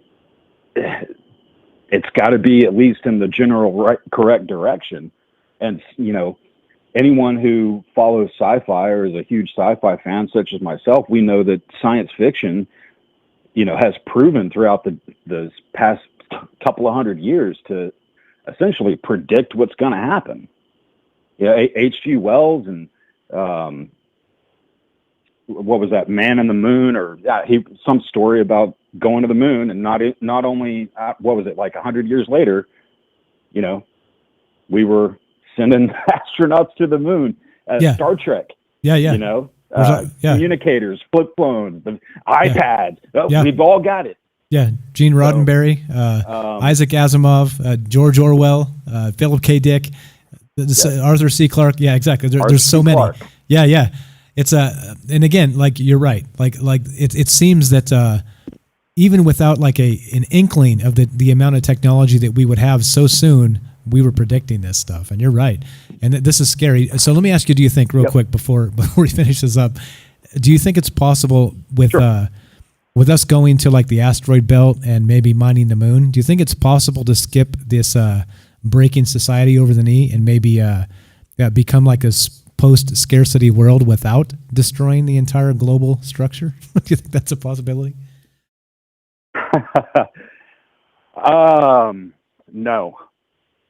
And simply because of the historical precedent that, typically new creation arises from destruction. It's part of the cycle of life and death. We're just seeing it on a grand scale. Death makes room for new life. That's just fact. It's part of the cycle. that doesn't mean I don't think underhanded things are happening. I think that it could be done with minimal destruction. I think it could be done with minimal loss of life. I think it could be done in the light of day, saying, hey, people, this is our plan. This is what we want to do. It'll better the entire species. So let's all pull together and work together to get it done, and it'll benefit all. Because think about it, if you're pulling in a lot of resources from the asteroid belts and the moon and all, I mean, we're talking about basically more precious metals out there than we have on the planet combined. You're going to crash the entire economy. Well, but post scarcity. What does that so matter? So everybody has what they need. Exactly. So it shouldn't matter. Exactly. Exactly. Yeah. Yeah. I don't know. It shouldn't matter. So it's possible. So why do it under the cover of darkness? Exactly, because they want to thieve. They want to keep the structure just in place enough, like you said, to keep us useless eaters working, to build the rockets for them, so that they can go to Mars and get the precious metals, right? so it's like, so again, it's still, even though we're talking about going to space as a human race here, we're still talking about a grand conspiracy, because that's probably what's going to happen, because we've been manipulated all along, right? As soon as the big government came into play, it's all manipulation all the time, man. Sick. Sick. If I could say one more thing. You got it, buddy. Just real quick. If this is such a good thing for humanity, which I believe it could be, then why does it have to be kept under this cloak of darkness, and why does it have to be hidden? Why is it being perpetuated with lies? That's it. That's all I wanted to say right there. So, and one comment I want to read. It could be a good thing. Exactly. Yeah. It's simple. Yeah. Todd here in chat says, such a simple message, and we as a society cannot accept it. And the powers that be can't even give us a simple message because they don't trust us with it. So yeah, totally good, man. Zach good. from Dallas. I appreciate the call. First time caller, yeah? Where'd you find us? Texas. Yeah, I've never heard of you guys until tonight. I was scrolling Facebook and I saw the title, The Little Green Men, Aliens Conspiracy, and I was like, oh, this looks cool. Let's see. And I started listening and listened to some of the broadcasts you were posting from the 50s and 60s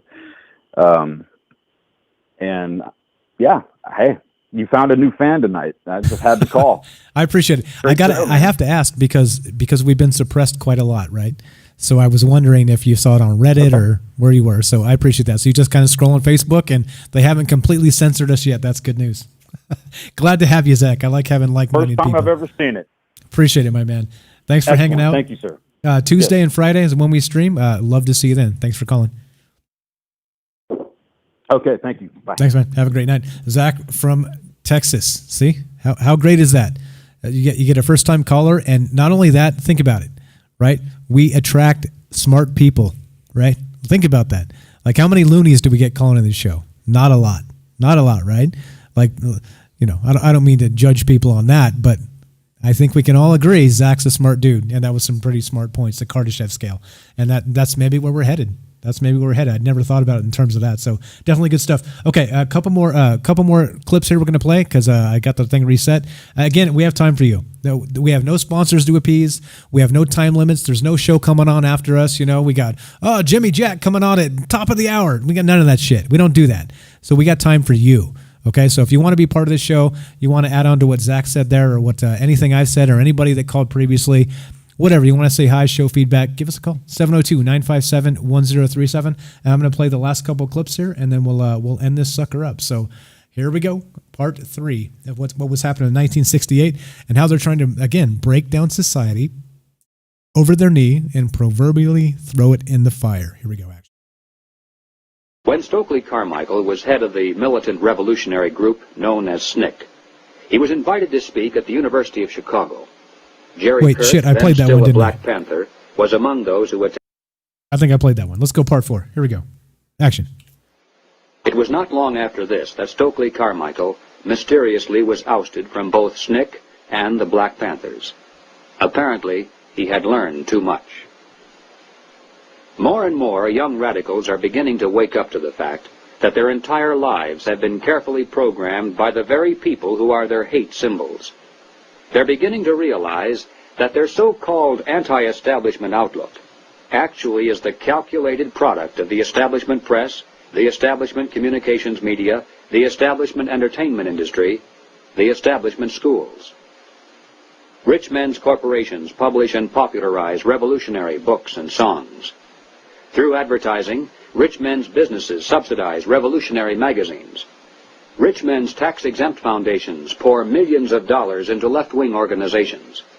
The federal establishment in Washington, through agencies like the OEO, provide weekly paychecks to thousands of hardcore revolutionaries. And so we return again to the basic question, why? Why does the establishment publicly condemn but privately support the anti-establishment movement? Former communist Jerry Kirk answers, the idea is to create a situation where the people are so frightened of the violence all around them that they will throw their hands up in the air and demand, federal government, do something. And the only choice open will be martial law. The communists, black militants, and revolutionaries will never succeed in overthrowing the government of the United States. But unless they are stopped, they will scare the American people into accepting socialism from Washington and statist rule by the insiders of the establishment. This is what it is really all about. Okay, now, how much of that sounds familiar? That's 1968, guys. That's a lifetime ago. That's literally a lifetime ago and more, right? And some of us are younger than that. So it's like, hold on. So this is what they were talking about in 1968, okay? With the revolutionary business going on, with, again, breaking society over the knee, throwing it into the fire. This is where we're at. Is this not happening again? And right, again, so do you think we should hate the cops? Do you think we should hate the gays? Do you think we should hate the blacks? Do you think we should hate the Jews or the Asians? Do you think we should hate our neighbor? Do you think all that's normal? Do you think all of that is like what people were made for? Is that why we're here on this earth, to hate each other? Think about it. But if you watch the media, let me tell you, they disagree with me quite a lot. And yeah, so anyway, again, 1968, guys. This is not new. Like, this has been an ongoing struggle, and you see where the powers that be and the billionaires in place they have us in a collective form of unease, which I got right off the website. And no, you're not crazy. You're not crazy. This is happening. This is really happening. History repeats itself, and if they don't get it the first time, they'll try again the next time. And every single calamity that happens, they will steal one thing from you. They will steal one thing from us. What would you call it? In the name of creating, I hate to say it, an NWO, the New World Order, right? Whatever that happens to be, the new normal, okay? And what is the new normal? Before 9/11, you didn't go into the airport and get your nuts grabbed, right? You didn't have to take off your shoes and have them smell your shoes, run through the x-ray. None of that. None of that happened, right? But now it's the new normal. What about after COVID, right? What about after this? What's happening? What's the new normal for tomorrow? And I think we need to be wary. We need to be vigilant. We need to watch our politicians, and we need to demand more from them, because that's what this is all about. That's what it's all about. All right, let's see. We're a little bit long. We got time for you. I'm going to ramble for just a little bit. I'm drinking beer, just kicking it here. If you guys have any comments on this, you want to give me a call, you want to get in a final word on what we're talking about here. If you want to call me a racist, no problem. No problem, right? I am not trying to lead you to one party or the other, right? The blue line or the red line, I think you should steer clear of both, and that's it, right? Don't follow their dogma. Think for yourself. That's what this has always been about. Don't listen to me. Always fact check the shit I say. Always look at the links I drop, and I think that's part of transparency. One, you can call me, and you can disagree with me, and we can still be friends. Two, all of my sources I always link, so good, bad, or indifferent, you can follow up and look and see where I got this stuff from and what we're talking about. And otherwise, like, how can we not be friends? Like, this is easy. This is an easy game, yeah? It's an easy game if you make it an easy game. If you complicate things and then divide and subdivide, then we have no chance. We have no chance. We need each other, guys. We need each other. That's what it's all about. That's what it's all about. Okay, here we go. Penny says, awesome. Welcome to the family there, Zach. Appreciate that. Thank you. Thank you for the great call, and thank you, Penny, for welcoming new smart folks to the group here. Let's see. Beer. What's up? What's up, Christian? Thanks for showing up tonight. We got John. It's scary. That's the year I was born. What's up, man? No, I'm not. Christian says you still drinking PBR. No, I upgraded. I couldn't do it anymore. PBR. I was like, after drinking cheap beer for a little while, I'm just like, dear God, no more. I had to upgrade by like 20 cents a beer. Okay, so anyway, we're at the end of this. So again, we got a couple minutes. I got some clips to play, but I think we're done. I think we're finished. We've got actually, let me play these 2 clips. As we finish this up, I got 2 more. Let's finish this. They're short. And then you guys have time to call if you have any more comments on this. I think it's important. Like, these are the important things. We're talking about the Hegelian dialectic. We're talking about Plato and how humanity progresses naturally, or how government and media works together to manipulate it and kickstart it by turning us against each other and creating the diametric that causes whatever they want to come out of it. So thesis, antithesis, and synthesis. Okay, that's the 3 things of the Hegelian dialectic. So there we go. We'll play a couple more clips. And again, like I said, look at this. This is the thing. We're going to do overtime tonight. We're going to do a little bit extra time because we got a little bit more to finish. And I think maybe one more of you wants to call. I think we got one more call somewhere out there. 702-957-1037. Give us a call. Troubledminds.org. You can find the official website there with the phone number and the Discord link. And let's do it. Let's do it. Tecate, Gatorade. Yeah, what's up? Paul says, my dad drinks PBR. I thought I was only a Wisconsin thing. No. I was drinking PBR Extra. It's like the 6.5%.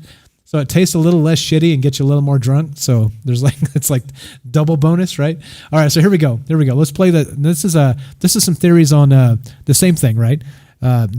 The Hegelian dialectic, talking about COVID-19. A couple more clips on this. Waiting for you guys to call. We're playing this for some extra overtime and to give you another chance to call. 702-957-1037. Here we go. Action. Are we in interesting times right now? I hate it when I'm right. The hysteria and the things that are being discussed right now, and the mass social programming of turning citizens against other citizens, is in full effect.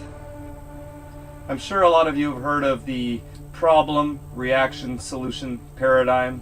Step 1, the government either creates or exploits a problem and then attributes the blame to others. So right now we have an issue which, according to all the latest actual data and research, isn't as big of an issue as being told. I know there's people out there with tinfoil hats on who are saying it's engineered, it's a bioweapon, all this. All of that's irrelevant. We are being programmed right now. And it's so obvious to anyone with over 2 brain cells. But people are very obedient sheep, and they believe whatever authorities, especially global authorities, tell them. That it's right over their heads. And that's the scariest part of this whole situation. Step 2. The populace, the general population, then reacts because of fear. Remember, fear equals control. The general population reacts by asking the government for protection and help to solve the problem. That's where we're at right now. People all around are demanding the government to shut borders. They're demanding government to force other people to stay at home, your fellow citizens. So if you want to go drive out to the wilderness, which is the best, healthiest thing you can possibly do right now, if you want to drive to the great outdoors, get that vitamin D, get that fresh air, you are smart. You are doing what everyone should be doing. But no, you have fellow neighbors, fellow citizens who are now calling you a killer, who are now shaming you. This is all by design. It's amazing how well and how quickly this all came together. Notice what he said there. They want us to hate. They want us to rat each other out, right? Straight out of 1984. Remember, People were afraid of their own children because they were part of the Junior Spies League, right? You guys remember that? People were terrified of being turned in by their own children because that's all you needed, right? All you needed was a hint, right? A hint of going against the party, and the thought police came. And all you needed was one informer to turn on each other. And look what we're doing. We're ratting each other out for going outside, right? This is ridiculous. And yeah, he's got a fantastic point. We're going to play part 2 one more time. Waiting for one more call. If you guys just giving you the time for it, kicking it again. We have no time limits. We do what we want, and nobody tells us what to say. So it's important, and we think you might have something to say too. So if you do, 702-957-1037. Dragging it out for one more call. If we don't have one more, that's okay. We got one more clip, and then we'll finish this up. Here we go. Part 2 of that same clip, and action. So those people are now asking the government to help save them. The third step is the government will offer solutions, by the way, which are solutions they've had planned for a long time for any type of emergency. Long before the crisis of the day occurred. And at the end of the day, the outcome, when the dust settles, your rights and your liberties will be exchanged for the illusion of protection and help from the government. And it will never go back to the way it was before. I'll tell you what the biggest, most outrageous, absurd conspiracy that some people are actually claiming right now. Some people are saying that shutting down the economy, changing society, a cashless society, the end of mom and pop business, the end of personal freedom and liberty, all of this is to protect the vulnerable. Anyone who actually believes this is about protecting the vulnerable, well, you know what? You own the biggest, most powerful tinfoil hat in existence. And you are the real danger. This is going to be a war. For the first time in my life, I'm actually afraid of things in the world. Like, really afraid of what's coming. And at the bottom of the list is catching something because someone coughed on me. That isn't even on my radar right now. It's the problem, reaction, solution that is terrifying me right now. Oh, but let's all listen to the WHO. A few months ago they said nothing to worry about. You have nothing to worry about. But now, oh my God, we better listen to them and shut down society and give up all our rights and freedoms. Holy shit. If you believe that, we are f***ed. All of you right now, all around the world, doesn't matter whether you're in Canada, the United States, many places down south of the border are now calling for martial law. And you have neighbors and friends actually asking the government to impose these restrictions on you. Thesis, antithesis, synthesis. That's right. That's the Hegelian dialectic. And that is what the government has been using against us as long as governments have been around. There we go. Good clips. Thanks all for hanging out. I know sometimes it's a long show. We got lots to say. But think about it, right? And like I always say at the end of the show, like it's a lot of rambling, it's a lot of talking, it's a lot of, not perfectly scripted anything. Okay, this is real, this is natural, this is like it's a loose outline, and we got some clips to help us through. But for the end, you can't get this type of information anywhere, can you? Like not to pat ourselves on the back too much, but you end up with almost like a college level education, right? We're talking about philosophy tonight. We're talking about how it goes back to Plato and Aristotle. We're talking about Hegel and Marx. We're talking about how they use this to break society over a knee, and like Zach said, to maybe usher in Kardashev, civilization type 1. Is that where we're headed? Is that what globalization actually means? You tell me. I don't have the answers to this. I just ask the questions. I'm just a question man. So here we are at the end. Thanks for hanging out. You guys are the best. Go to bed. Thanks for hanging out. Drink a little bit more if you're going to do that. If not, rest up because we'll need you next time.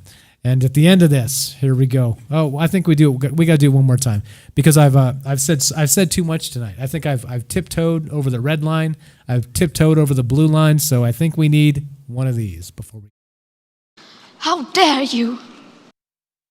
Yes, indeed. And how dare me for towing the party lines and stepping over. we have the outro music, which goes a little something like this.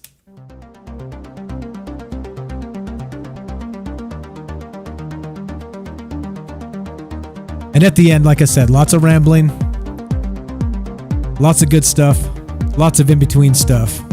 But if you turn on Fox News or CNN, you get a segment of about 8 minutes, gets cut off by a commercial, and it's all propaganda all the time. So do you prefer some downtime, some mumbles, some not perfectly scripted information? Or do you just want to listen to that trash? Yeah. If you're still here, you guys are the best. Super fans. I'm going to put up, that's going to be the first t-shirt that goes up. We got merch coming. The first one is going to be a TMR Superfan t-shirt. And what we'll do is when we launch the merch, you guys that are still here at the very end will get a coupon code to get a really great deal on a sweet TMR Superfan t-shirt, because I talk a lot and I say a lot of really dumb shit sometimes. But here you are anyway at the end of this. If you're still here, my respect, my thanks. I appreciate it. I would never have done this long without you guys. You guys make it worthwhile. So thanks for hanging out. Thanks for sticking with us. Thanks for going through the sloppy narratives. And thanks for contributing. Thanks for calling in. Thanks for the chat. Thanks for all the great stuff. You guys are amazing. And at the end, one more time, we go Tuesday, we go Friday, 8 p.m. Pacific, 11 p.m. Eastern. And we're always on Twitch. We're always on YouTube. We're always on Facebook. We're Periscope. We're always on these things until they take us down, okay? So in every single instance, we did a lot of these to begin with because we figured we'd lose one here. We'd lose one there. We get censored here. We get banned there. Nothing yet. Nothing yet. Hopefully we're towing that line, the technocracy line. But at the end, I can't thank you enough for hanging out. I can't thank you enough for being here this time, last time, and the next time. And you guys are all my favorites, and let's stick together because we need each other. And one more time, you're listening to Troubled Minds Radio. And I'm your host, Michael Strange. And from our troubled minds to yours, have a great night.